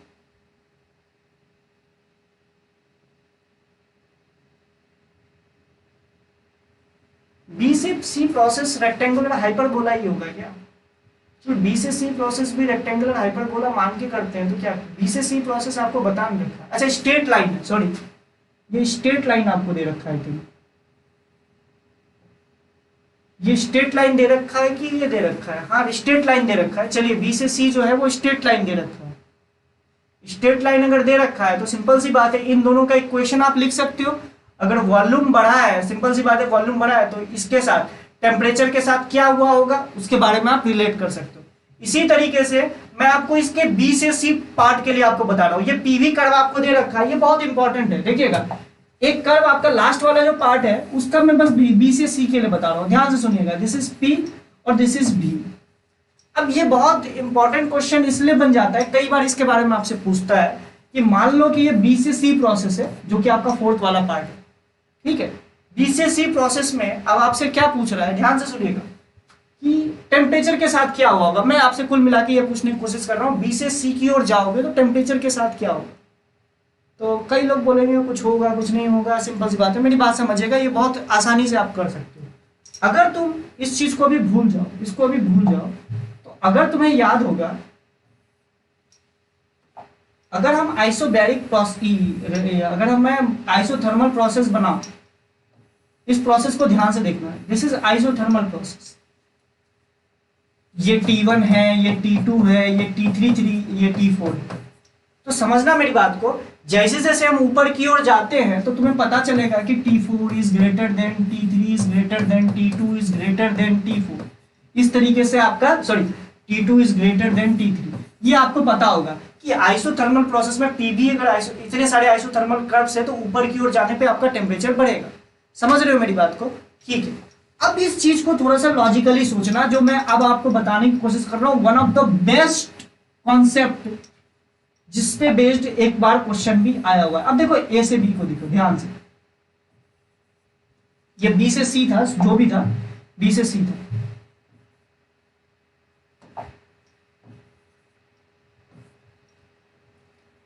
एक इसको मिलाते हुए एक आइसोथर्मल कर्व बना। इसी तरीके से फिर एक आइसोथर्मल कर्व यहां को कट करते हुए जाएगा, एक आइसोथर्मल कर्व ऐसे जाएगा, ऐसे ऐसे करके एक आइसोथर्मल कर्व ऐसा होगा जो इसको टच करके जाएगा। अब कई बोलेंगे सर कैसे करके होगा, तो ध्यान से देखो यहाँ पे B पॉइंट का जो प्रेशर है P इंटू V का जो मल्टीप्लीकेशन है, दिस इज 2P0 V0, और C पॉइंट का जो भी प्रेशर इंटू वॉल्यूम का जो मल्टीप्लीकेशन है, दिस इज 2P0 V0। अच्छा P0 into P into V क्या बताता है, टेम्परेचर के बारे में बताता है। तो सिंपल सी बात है, यहाँ का टेम्परेचर और यहाँ का टेम्परेचर तो सेम होगा भैया। इसी तरीके से यहाँ का टेम्परेचर और यहाँ का टेम्परेचर सेम, यहाँ का टेम्परेचर और यहाँ का टेम्परेचर सेम, और यहाँ का टेम्परेचर भी है। मतलब मैं ये बोल रहा हूँ ये लाइन जो है कई सारी आइसोथर्मल कर्व को कट करती हुई निकल रही होगी, और एक ऐसा आइसोथर्मल कर्व होगा जो इसको जस्ट टच करती हुई निकल रही होगी। मतलब एक ऐसा आइसोथर्मल कर्व होगा जिसके लिए ये इसका टेंजेंट की काम करेगा, टेंजेंट का काम करेगा, सिंपल सी बात है। तो इसका मतलब क्या है, अब तुम ऊपर की ओर जाओ, इसका मतलब है this is T1, this is T2, this is T3, this is T4। इसका मतलब है भैया कि यहाँ का टेम्परेचर यहाँ से ज्यादा। अब तुम लॉजिकली सोचना, ये आइसोथर्मल कर्व में क्या होता है, हर एक पॉइंट का टेम्परेचर सेम होता है। मतलब भैया यहाँ का टेम्परेचर तो ज्यादा है ही, साथ साथ यहाँ के टेम्परेचर से यहाँ का टेम्परेचर ज्यादा है। तो B से जब यह इस पॉइंट को मैं बोल देता हूं सपोज दैट D पॉइंट, तो B से जब आप D पॉइंट की ओर जाओगे तो टेम्परेचर बढ़ेगा, लेकिन जब आप डी पॉइंट से सी पॉइंट की ओर जाओगे तो टेम्परेचर घटना चालू हो जाएगा। तो मतलब यह है कि आप इस वाले प्रोसेस के लिए ध्यान से देखो, बी से सी के लिए first temperature increasing then temperature decreasing. तो ओवरऑल देखो तो यहां का टेम्परेचर और यहां का टेम्परेचर, मतलब बी से सी, बी पे जो टेम्परेचर है और सी पे जो टेम्परेचर वो सेम है। इसलिए आप बोल सकते हो कि बी से सी का, अगर तुम ध्यान से देखो, डेल्टा यू ऑफ जो बी सी आएगा वो जीरो आ जाएगा, क्योंकि तुम ध्यान से देखो ना कि डेल्टा यू जो होता है वो फाइनल और इनिशियल कंडीशन पे डिपेंड करता है, स्टेट फंक्शन है ना। तो सिंपल सी बात है, यहां का टेम्परेचर और यहां का टेम्परेचर अगर सेम है तो delta U of B C तो आपका जीरो हो जाएगा, टेम्परेचर सेम है तो भैया टेम्परेचर चेंज पे डिपेंड करता है। लेकिन आपको यह बात समझना चाहिए, बी से सी की ओर जाने पर आपका temperature first increasing then decreasing. ये मैंने आपको बहुत सिंपल तरीके से बता दिया। अगर आप इसको मैथमेटिकल तरीके से भी करना चाहते हो तो कर सकते हो। कैसे लिखोगे? पीवी का कर्व का इक्वेशन लिखोगे, उसके बाद आप देख लीजिए पीवी का कर्व का इक्वेशन लिखोगे, उसके बाद टेम्परेचर के टर्म में इसको कन्वर्ट कर लो, टेम्परेचर और वॉल्यूम को रिलेट करके देख सकते हो। टेम्परेचर और वॉल्यूम का ग्राफ बना लो या प्रेशर और वॉल्यूम का ग्राफ बना लो, उसको डिफरेंशिएट करके देख लो तो तुम्हें पता चल जाएगा मैक्सिमम टेम्परेचर क्या होगा। अच्छा, अगर बी से सी की बात की जाए, बी से सी की बात कर जाए तो आप बताइए कि मैक्सिमम टेम्परेचर कहां पे होगा? मुझे लगता है मैक्सिमम टेम्परेचर जो होगा वो डी पॉइंट पे होगा। तो मैक्सिमम टेम्परेचर इस लाइन के मिड पॉइंट पे होगा। ध्यान से देखो, इस लाइन के मिड पॉइंट पे आपका मैक्सिमम टेम्परेचर होगा। ये क्वेश्चन एक बार जेई एडवांस में भी आया हुआ है बहुत पहले, और एक बार जेई मेंस में भी आ गया, इसलिए ये बताना जरूरी था। तो आपको मैं बस यही बोलूंगा कि ये वाला तो मैंने आपको बता दिया, बी से सी को स्ट्रेट लाइन मान के कर लीजिएगा, बाकी आप सारी चीजें आप खुद से करने की एक बार कोशिश कीजिए। एक बार कमेंट करके बताइए समझ में आया आप लोगों को? समझ में आया आप लोगों को? अगर समझ में आया है तो बाकी अब कुछ नहीं है। अगर पूरा का पूरा चार्ट आपका बन जा रहा है तो आप बोल दीजिएगा इन अ साइक्लिक प्रोसेस बी ए, कौन से साइक्लिक प्रोसेस में वर्क डन और डब्ल्यू ए बी का दोनों जो है वो नॉन जीरो वैल्यू है और सेम साइन के साथ है। देख लीजिएगा उस चार्ट की हेल्प से आपको पता चल जाए। तो एक बार बोलिए और कुछ बताना है या फिर आप आगे कर लीजिएगा? ये आप कर लीजिएगा बेटा, सिंपल सी बात है, मैं और भी करवा सकता हूँ। सिंपल सी बात है, ए से बी के लिए आप सोच सकते हो, सी से ए के लिए सोच सकते हो, बी से सी के लिए तो मैंने बता दिया, जहां फर्स्ट है जहां पे आप फर्स्ट है बी से सी के लिए उस पॉइंट का तो मैंने बता ही दिया ना। बाकी इन सब चीजों का तो मैंने बता ही दिया ना। बी से सी को आप मान के देख लीजिएगा, बाकी आपको इसके पास आंसर तो रहेगा। एक बार इसको ट्राई कीजिएगा, जितना भी टाइम लगे, 15 से 20 मिनट 25 मिनट जितना भी लगे, इस क्वेश्चन को प्लीज कर लीजिएगा, अच्छे से कीजिएगा। मैंने आपको एक एक्सप्लेनेशन दे दिया, बाकी के तो ये 8, 9, 10 इसमें जब आप इस चीज को सॉल्व ही कर ले तो इस तरह के क्वेश्चंस बहुत आते हैं इस बार जेईई एडवांस में। प्रीवियस ईयर में देखना 1-2 साल में इसी तरह के क्वेश्चंस आए, आपको कुल मिला के इस मैचिंग्स को सॉल्व करना पड़ेगा। उसके बाद तो तीनों क्वेश्चन ईजी है बेटा, बहुत आसान। चलिए ठीक है, मैं मान के चल रहा हूँ ये क्वेश्चन आप लोगों से सॉल्व हो जाएगा, और इसके मैंने आंसर भी दे रखे हैं जो कि अभी मैं आप लोगों का पीडीएफ में आपको ऐड कर दूँ, मतलब कि ग्रुप में सेंड कर दूंगा। ए का है पी क्यू आर, बी का पी आर, सी का पी क्यू और डी का एस। ठीक है, मतलब ये आपका मतलब 8, 9, 10 का है, 8, 9, 10 का जो भी है। मैं इसका ऑप्शन आपको बता दूंगा। ये लगता है गलती से मैंने कुछ लिख दिया, इसको मैं सही करेक्ट करके आप लोगों को भेज दूंगा। ठीक है, अब ये जो है आपका इफिशिएंसी पे बेस्ड एक क्वेश्चन है, इसको ट्राई कीजिए। इसका मैं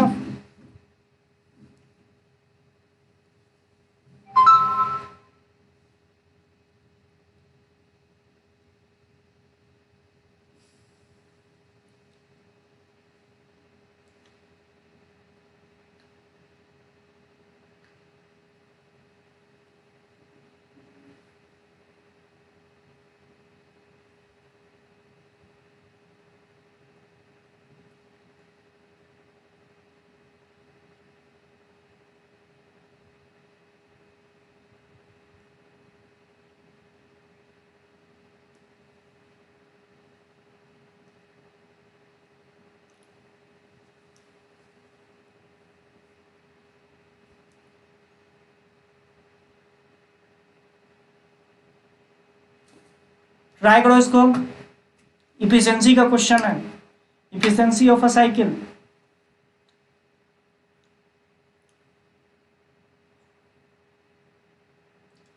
कार्नोट इंजन के लिए जो इफिशियंसी होता है, कई लोग बोलेंगे सर कार्नोट इंजन पे आपने क्वेश्चन नहीं कराया। बट कार्नोट इंजन भी अगर तुम्हें ये क्वेश्चन कर लिए तो इसका मतलब कार्नोट इंजन थोड़ा ना तुम्हारे लिए बहुत कोई डिफिकल्ट चीज़ है। कार्नोट इंजन का इफिशियंसी का जो फॉर्मूला होता है 1/TA माइनस टी बी जो भी आपका आता है, वो कैसे आता है वो डेरिवेशन आपको पता होना चाहिए, तो उसके डेरिवेशन को जरूर देख लीजिएगा।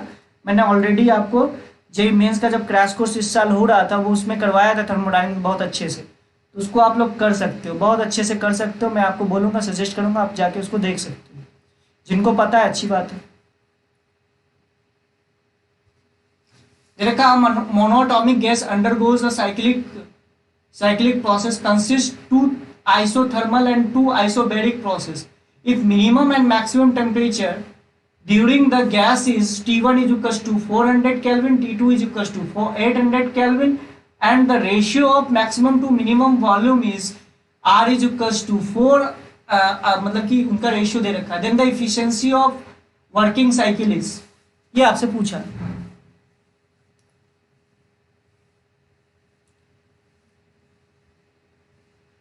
पहले तो इसका ग्राफ बनाइए बेटा, इसका पहले ग्राफ बनाइए, क्वेश्चंस को देख के आप इसका ग्राफ बनाने की कोशिश कीजिए। टाइम कितना हो गया, 12 बज गया, जल्दी कीजिए।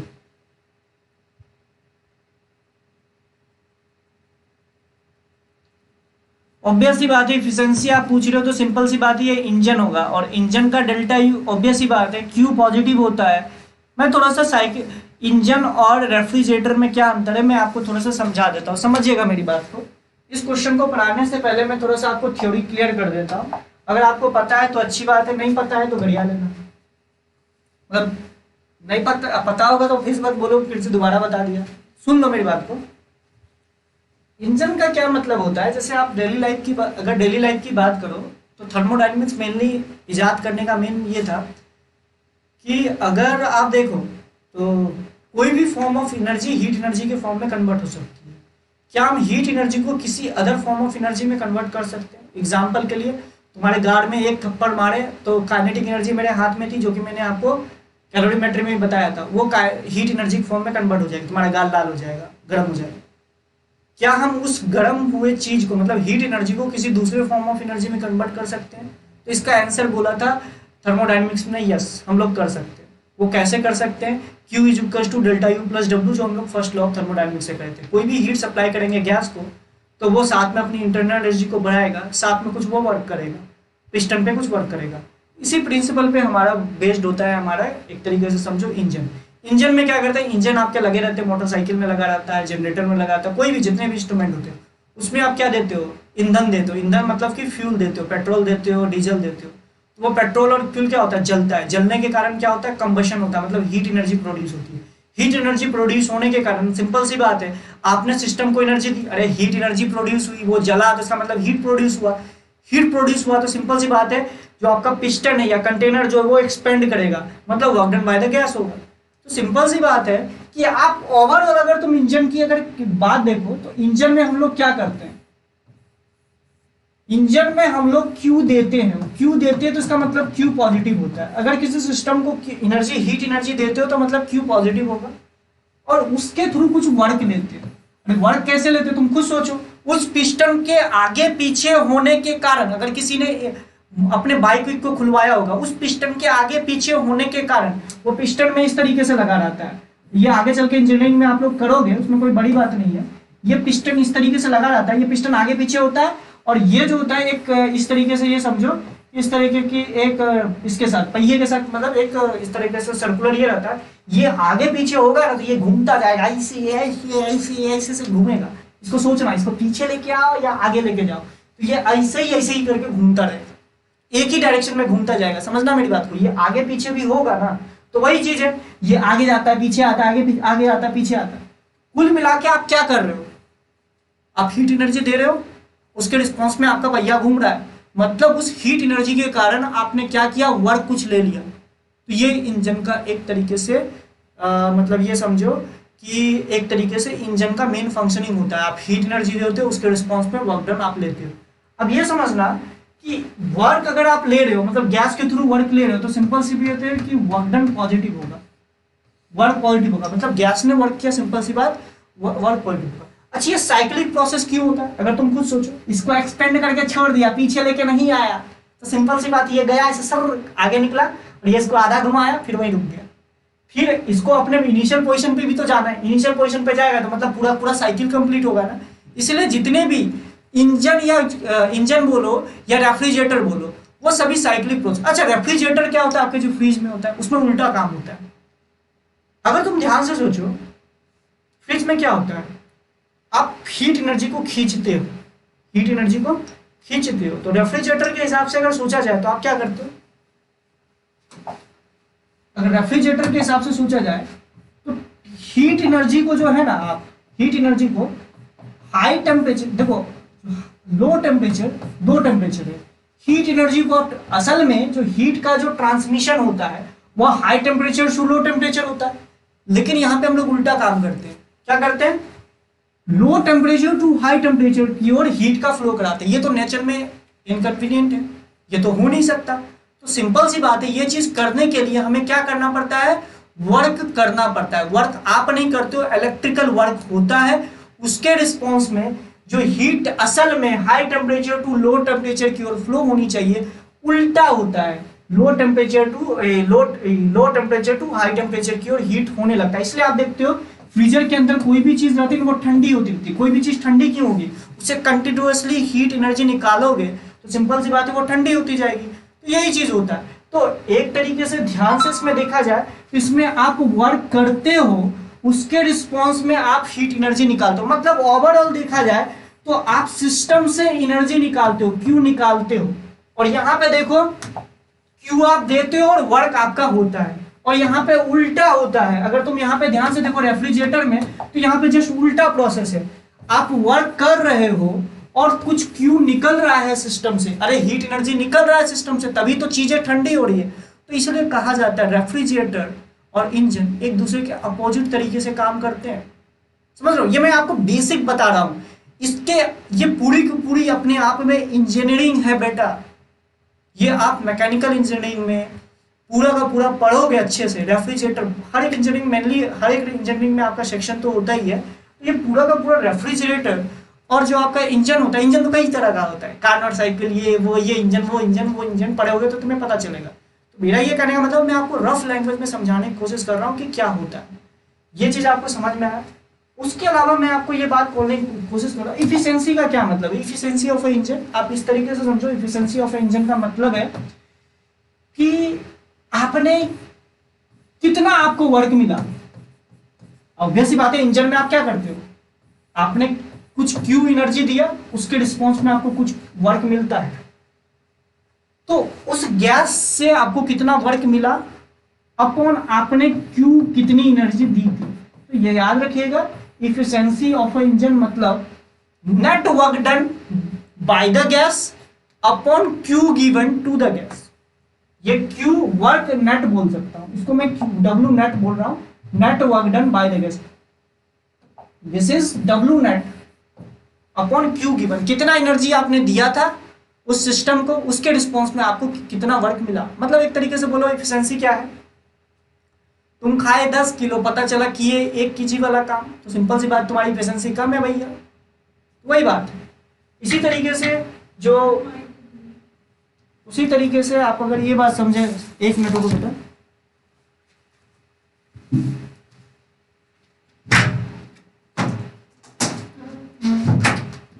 उसी तरीके से अगर रेफ्रिजरेटर की बात की जाए तो रेफ्रिजरेटर में उल्टा होता है, कोएफिशिएंट ऑफ परफॉर्मेंस हम लोग निकालते हैं। और कोएफिशिएंट ऑफ परफॉर्मेंस क्या होता है, कोएफिशिएंट ऑफ परफॉर्मेंस आप इस तरीके से समझो कि कोएफिशिएंट ऑफ परफॉर्मेंस हम लोग निकालते हैं, और कोएफिशिएंट ऑफ परफॉर्मेंस की वैल्यू क्या होती है, ये होती है Q rejected upon W. Obvious सी बात है, क्यू रिजेक्टेड अपॉन डब्ल्यू की वैल्यू जितनी ज्यादा होगी उतना ज्यादा वो जो फ्रीजर है या फ्रीज है उतना अच्छा होगा। Q rejected upon W, this is the refrigerator. और आपको ये बात पता होना चाहिए, कोएफिशिएंट ऑफ परफॉर्मेंस फ्रीज का हमेशा ग्रेटर देन 1 होता है, और जो इफिशिएंसी ऑफ इंजन हमेशा लेस देन 1 होगा। बात याद रखिएगा, जितनी आप एनर्जी देते हो किसी भी इंजन को, उतना उसका 100% वर्क तो आप नहीं ले सकते। This is second law of thermodynamics. Second law of thermodynamics में आप लोगों को पढ़ाया गया होगा, कार्तिक सर ने आप लोगों को पढ़ाया होगा तो बताया होगा कि सेकंड लॉ ऑफ थर्मोडायनेमिक्स क्या होता है कि किसी भी अगर इंजन की बात करें तो उसकी इफिशिएंसी कभी 1 नहीं हो सकती। इफिशिएंसी 1 होने का क्या मतलब है, जितना आपने हीट दिया उसका 100% वर्क ले लो। तो किसी भी एक साइक्लिक प्रोसेस बोलूं, इंजन असल में एक साइक्लिक प्रोसेस होता है, क्योंकि आप जहां से स्टार्ट किए वहीं आपको पहुंचना पड़ता है। जैसे मैंने आपको एग्जांपल के लिए आपको बताया कि इसको फिर बेटा यहाँ जाएगा, आगे एक्सपेंड करेगा, फिर वापस पीछे भी तो आना पड़ेगा ना। तो ये पूरा का पूरा एक साइक्लिक प्रोसेस होता है। इंजन और रेफ्रिजरेटर एक साइक्लिक प्रोसेस होता है, सिंपल सी बात है। तो समझिएगा कि ऐसा साइक्लिक प्रोसेस जिसका नेट वर्क डन देखा जाए वो पॉजिटिव आ जाए, तो वो मतलब है आपका इंजन है। ऐसा साइक्लिक प्रोसेस जिसका नेट वर्क डन नेगेटिव आ जाए, रेफ्रिजरेटर। नोट कर लो बेटा, इंपॉर्टेंट है। गलती से क्वेश्चन आ गया, 3-4 साइक्लिक प्रोसेस बना दे और आपसे पूछ ले कौन सा रेफ्रिजरेटर है और कौन सा इंजन है, तो कई लोगों के तोते उड़ जाएंगे। मैं पहले ही बोल रहा हूँ, नेट वर्क डन पॉजिटिव आ जाए किसी साइक्लिक प्रोसेस का, नेट वर्क डन, सभी प्रोसेसेस का वर्क को जोड़ दो तो उसी को हम लोग बोलते हैं नेट वर्क डन। जैसे एग्जांपल के लिए मैं आपको बोलना चाहूं, ये एक आपका साइक्लिक प्रोसेस है, सपोज करो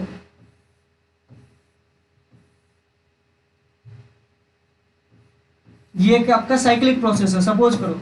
इस साइक्लिक प्रोसेस में जैसे this is A B C D, बहुत सारे प्रोसेस से मिलकर बना हुआ है। ए बी प्रोसेस का वर्क डन मैंने निकाला, बी सी प्रोसेस का वर्क डन निकाला, सी डी प्रोसेस का वर्क डन निकाला और डी ए प्रोसेस का वर्क डन निकाला विद साइन। अगर work done by the gas हो रहा है तो positive, work done on the gas हो रहा है तो नेगेटिव। सबको जोड़ दिया तो वर्क डन की वैल्यू जो आपको आई, नेट वर्क डन, उसी को हम लोग बोलते हैं सारे प्रोसेस का वर्क को जोड़ दो। वो अगर आपका पॉजिटिव आ रहा है तो भैया इंजन है, अगर वो नेगेटिव आ रहा है तो रेफ्रिजरेटर। तो क्लैरिटी हुआ कुछ रेफ्रिजरेटर और इंजन में क्या फ़र्क है, मैंने आपको समझाने की कोशिश की। इफिशिएंसी का क्या मतलब होता है, इफिशिएंसी का बस इतना सा मतलब होता है नेट वर्क डन आपका एक साइकिल में कितना हुआ अपॉन कितनी आपने इनिशियली एनर्जी दी थी। बेसिक चीज़ें आपको समझा दिया हूँ। यही चीज़ कार्नोट इंजन में भी किया जाता है, कितना एनर्जी आपने दी है अपॉन, ऑब्वियस बात है नेट वर्क डन हम लोग निकाल लेते हैं अपॉन कितनी एनर्जी आपने दी थी इस पूरे साइकिल में। तो वही आपका कार्नोट इंजन का एफिशिएंसी निकल जाता है, जिसकी वैल्यू सिंप्लीफाई करने के बाद जो आप फॉर्मूला रट रखे हो वही आता है। समझ रहे हो? तो एक बार कमेंट करके जरूर बताइएगा बेटा समझ में आया कि नहीं आया। जो मैंने आपको थ्योरी बताई अब वो समझ में आया कि नहीं आया। अब उसके बाद ये ऑब्वियस ही बात है, रेफ्रिजरेटर आपके एडवांस में कभी पूछा नहीं है, जेईई मेंस के सिलेबस में, तो मैंने आपको अंतर करने के लिए आपको बता दिया, गलती से अगर क्वेश्चन आ जाए। लेकिन इफिशिएंसी तो आपके सिलेबस में है। अब आपको क्या बोल रखा है, ध्यान से सुनिएगा। A monoatomic gas undergoes a cyclic process consists two isothermal process, two isobaric process. तो मतलब दो आइसो, अगर मैं इसको ध्यान से बनाने की कोशिश करूँ, इसका पहले ग्राफ बना लेता हूँ। तो मैं पीवी कर्व भी बनाता हूँ, ध्यान से सुनिएगा, पीवी कर्व भी बना लेता हूँ, ध्यान से सुनिएगा। दिस इज पीवी, तो दो आइसोथर्मल कर्व है,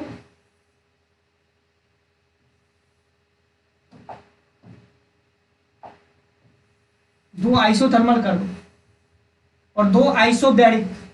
आइसोबैरिक का मतलब समझते हैं ना, वॉल्यूम कांस्टेंट, वॉल्यूम कांस्टेंट। अब मुझे लगता है यहाँ से ए बोल देता हूँ, ये बी बोल देता हूँ, ये सी बोल देता हूँ, ये डी बोल देता हूँ। ये प्रोसेस कुछ ऐसा रहा होगा। एक चीज और याद रखिएगा, पी भी अगर इस तरीके से है, पी वाई एक्सिस में है, भी एक्स एक्सिस में है, तो anticlockwise cycles are engine. याद रखिएगा, अगर ये नोट करना चाहो तो लिख लेना, पी वाई एक्सिस में है, भी जो है एक्स एक्सिस में है, तो क्लॉकवाइज साइकिल्स आर इंजन और anticlockwise cycles are refrigerator. सोच के देखिएगा तो आपको समझ में आ जाएगा। इसके बारे में मैं आपको ज़्यादा एक्सप्लेन नहीं करूंगा, ये आप खुद से सोचिएगा। मैंने क्या बोला, पी अगर वाई एक्सिस में है, भी एक्स एक्सिस में है, तो क्लॉकवाइज जितनी भी साइकिल होती है, तो देखो ये क्लॉकवाइज है तो ये आपका इंजन होगा। अगर एंटी क्लॉकवाइज होता तो ये रेफ्रिजरेटर हो जाता। उल्टा अगर मैं बनाता, सिंपल सी बात है, ये रेफ्रिजरेटर होता।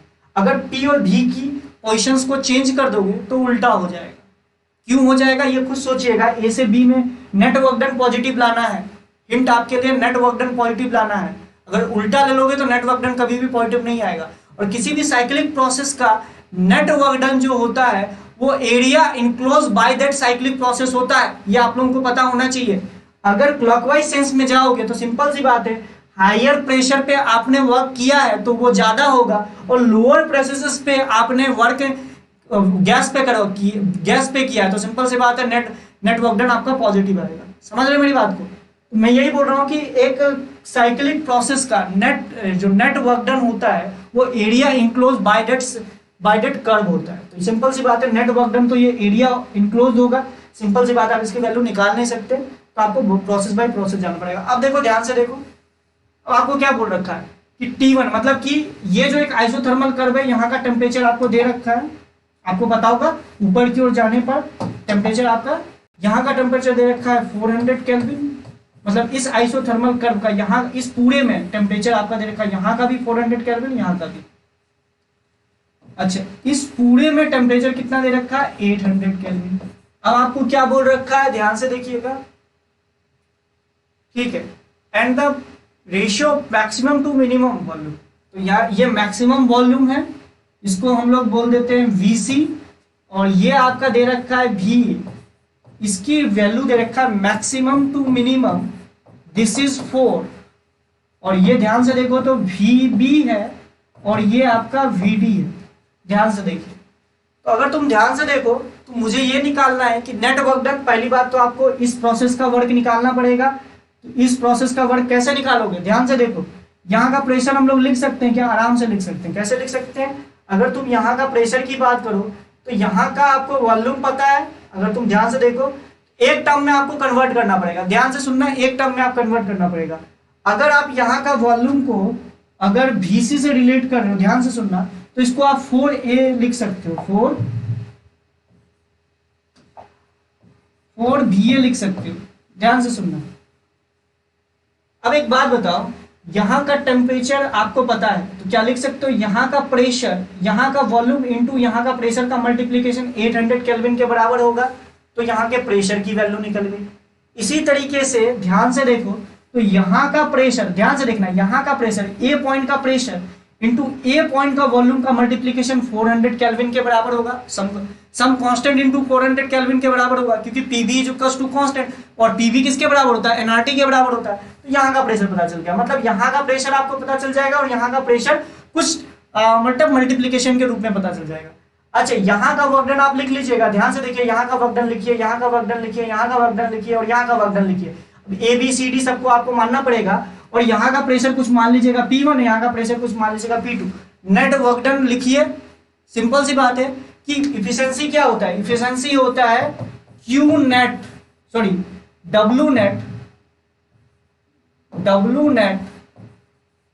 Upon Q given. अच्छा, Q गिवन का मतलब क्या, ऐसे कौन से प्रोसेस है जिसमें कि Q दिया गया होगा। अगर तुम ध्यान से देखो A से B प्रोसेस में, ध्यान से देखो, वर्क डन पॉजिटिव, क्योंकि वॉल्यूम बढ़ रहा है, समझना मेरी बात को। A से B प्रोसेस में अगर तुम ध्यान से देखो तो वर्क डन पॉजिटिव, सॉल्व तुम्ही को करना है, इसलिए मैं बोल रहा हूं, ध्यान से सुन लो, बाद में A नहीं करना। A से B प्रोसेस में अगर तुम ध्यान से देखो तो वर्क डन इज पॉजिटिव, और A से B process is isobaric process, temperature obvious सी बात है, volume is increasing, that means temperature is also increasing. अगर टेम्परेचर इज इंक्रीजिंग तो that means work done positive और डेल्टा U पॉजिटिव, इसका मतलब Q भी पॉजिटिव। मतलब Q पॉजिटिव का मतलब है कि इस प्रोसेस में आपने एनर्जी दी होगी सिस्टम को, A से B प्रोसेस में। अच्छा, A से B प्रोसेस में आप ऐसे भी समझ सकते थे, Q की वैल्यू को लिख सकते थे A से B प्रोसेस का कि NCP delta T, delta T क्या हो जाएगा भैया, पॉजिटिव होगा, डेल्टा T पॉजिटिव होगा और CP की वैल्यू तो पॉजिटिव होती है, तो यहाँ पे आपका वर्क डन पॉजिटिव हो जाएगा। Q पॉजिटिव का मतलब आपने सिस्टम को एनर्जी दिया होगा, गैस को एनर्जी दिया होगा।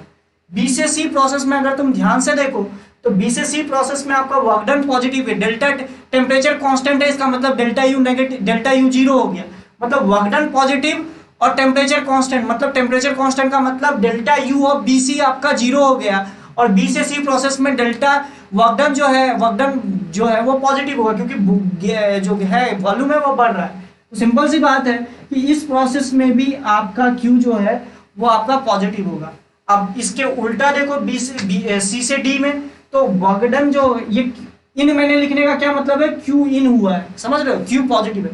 अच्छा, C से D प्रोसेस में अगर तुम ध्यान से देखोगे, जिस तरीके से मैंने देखा A से B में अगर इन हो रहा है तो C से D में आउट हो रहा होगा। कैसे आउट हो रहा होगा, ध्यान से देखो, C से D प्रोसेस में अगर तुम ध्यान से देखो वर्क नेगेटिव है, और C से D में टेम्परेचर घट रहा है, तो वर्क डन भी नेगेटिव और टेम्परेचर डेल्टा U भी नेगेटिव। तो सिंपल सी बात है कि Q भी नेगेटिव हो जाएगा। Q नेगेटिव का मतलब क्या, यहाँ से एनर्जी निकली होगी, हीट एनर्जी निकली होगी। इसी तरीके से यहाँ से भी हीट एनर्जी निकली होगी। तो मेरा मतलब है कि इफिशियंसी को मैं लिख सकता हूं, ध्यान से देखो,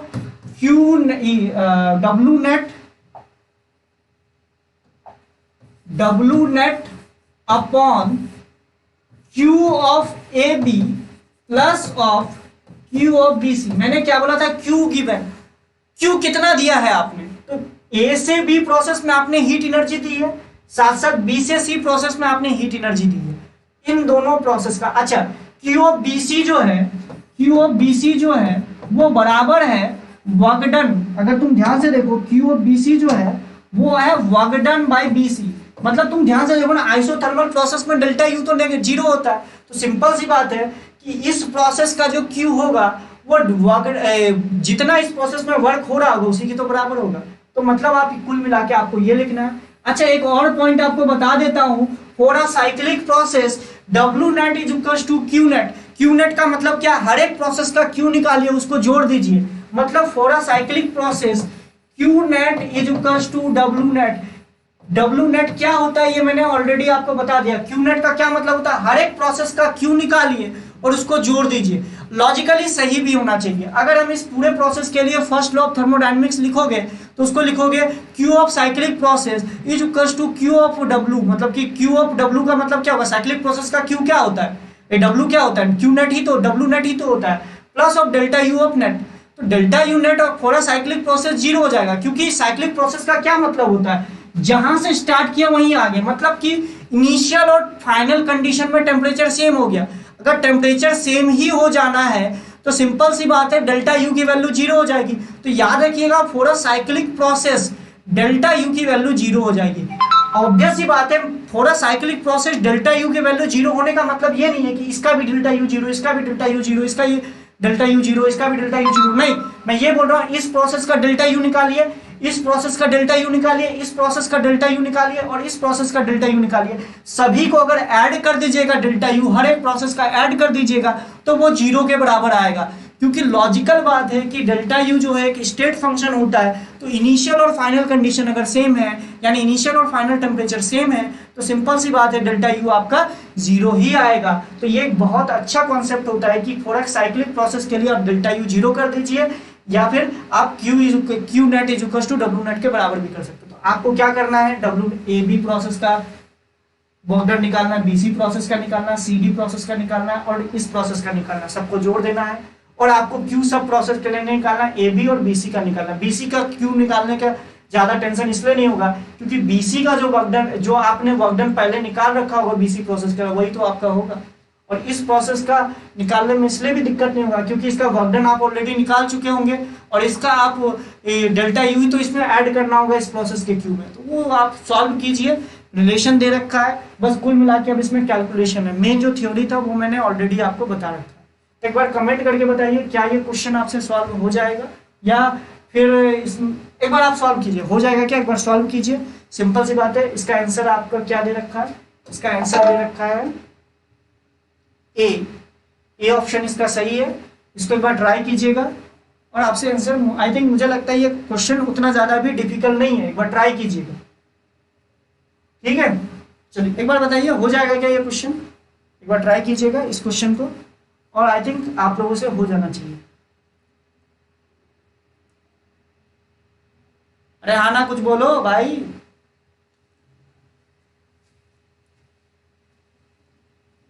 आना बोलो, हो जाएगा क्या, कोई डाउट है तो पूछ लीजिए। बाकी हम लोगों का क्वेश्चंस का सेशन यहीं कंप्लीट हो जाएगा। अगर कोई डाउट है तो पूछ लीजिए, साइक्लिक प्रोसेस से रिलेटेड या रेफ्रिजरेटर से रिलेटेड कोई डाउट है तो पूछ लीजिए, नहीं तो फिर हम यहीं खत्म करते हैं और मान के चलते हैं कि हमारा थर्मोडायनेमिक्स कंप्लीट हो चुका है, क्वेश्चंस का सेशन भी हमारा कंप्लीट हो चुका है। आगे चल के मैं जब नेक्स्ट सेशंस लूंगा तो एक आध क्वेश्चन बीच बीच में मैं थर्मोडायनेमिक्स के जरूर लूंगा, ठीक है। चलिए तो देखो इस क्वेश्चन के थ्रू मैंने आपको साइक्लिक प्रोसेस का, इंजन का, इफिशिएंसी का थ्योरी ऑलरेडी आपको करवा दिया, ठीक है। चलिए मैं ये मान के चल रहा हूं आप लोगों से होने चाहिए ये क्वेश्चंस। चलिए ठीक है, आज यही रखते हैं। तो आपका पूरी तरीके से थर्मोडायनेमिक्स मेरे एंड से कंप्लीट हो गया। मैंने क्वेश्चंस भी आपको अच्छे अच्छे करवा दिए। बीच बीच में मैं सेशंस में क्वेश्चंस अच्छे अच्छे लेता रहूँगा। बाकी हम लोग नेक्स्ट चैप्टर जो स्टार्ट करेंगे, मतलब परसों मेरी जो लेक्चर आएगी उसमें जो मेरा टॉपिक स्टार्ट होगा वो होगा इलास्टिसिटी, उसके बाद थर्मल एक्सपेंशन, उसके बाद हम लोग लेंगे सरफेस टेंशन। ये सब टॉपिक्स मैं स्टार्ट करूँगा। मतलब अब आप प्रॉपर्टीज ऑफ मैटर पे चलेंगे, प्रॉपर्टीज ऑफ मैटर, फिर विस्कोसिटी, और ये सब टॉपिक्स कंप्लीट होने के बाद फिर हम लोग एसएचएम, वेव, इन सब चीज़ों पे मूव करेंगे। Thank you all of you. चलिए नेक्स्ट लेक्चर में मिलते हैं नए चैप्टर के साथ। तो नेक्स्ट जो होगा हमारा थ्योरी वाला पोर्शन होगा, ठीक है। उसमें क्वेश्चंस की डिस्कशन नहीं करेंगे, थ्योरी का डिस्कशन करेंगे। और एक मेगा सेशन होगा जिसमें कि मैं 11, 12 सब चैप्टर्स के एक एक क्वेश्चंस उठाया हूँ, अच्छे अच्छे चैप्टर्स का, जिससे कि क्वेश्चंस आने की प्रोबेबिलिटी मुझे लगते होंगे, जिसको आप इग्नोर भी करते हो। और उस वाले को मतलब जरूर देखिए। चलिए, thank you all of you. Sandy बोल रहा आज का जबरदस्त था सेशन। हाँ बेटा, आज का तो जबरदस्त था ही, क्योंकि मैं आज के सेशन से ही सबसे ज्यादा आपके थर्मोडायनेमिक्स के क्वेश्चंस आते हैं। प्रीवियस ईयर उठा के देख लेना, इसलिए जानबूझ के अच्छे क्वेश्चंस आज मैंने बहुत अच्छे अच्छे क्वेश्चंस पिकअप किए अच्छे से। बट एक बार खुद से अपने से ट्राई जरूर कर लीजिएगा। मेरा बस यही सजेशन है, सेशन कंप्लीट जैसे मेरा हो गया है, आप जाके क्वेश्चंस को खुद से ज़रूर सॉल्व कीजिएगा अपने से, क्योंकि सारे क्वेश्चंस अपने आप में बेहतरीन क्वेश्चन थे। Thank you.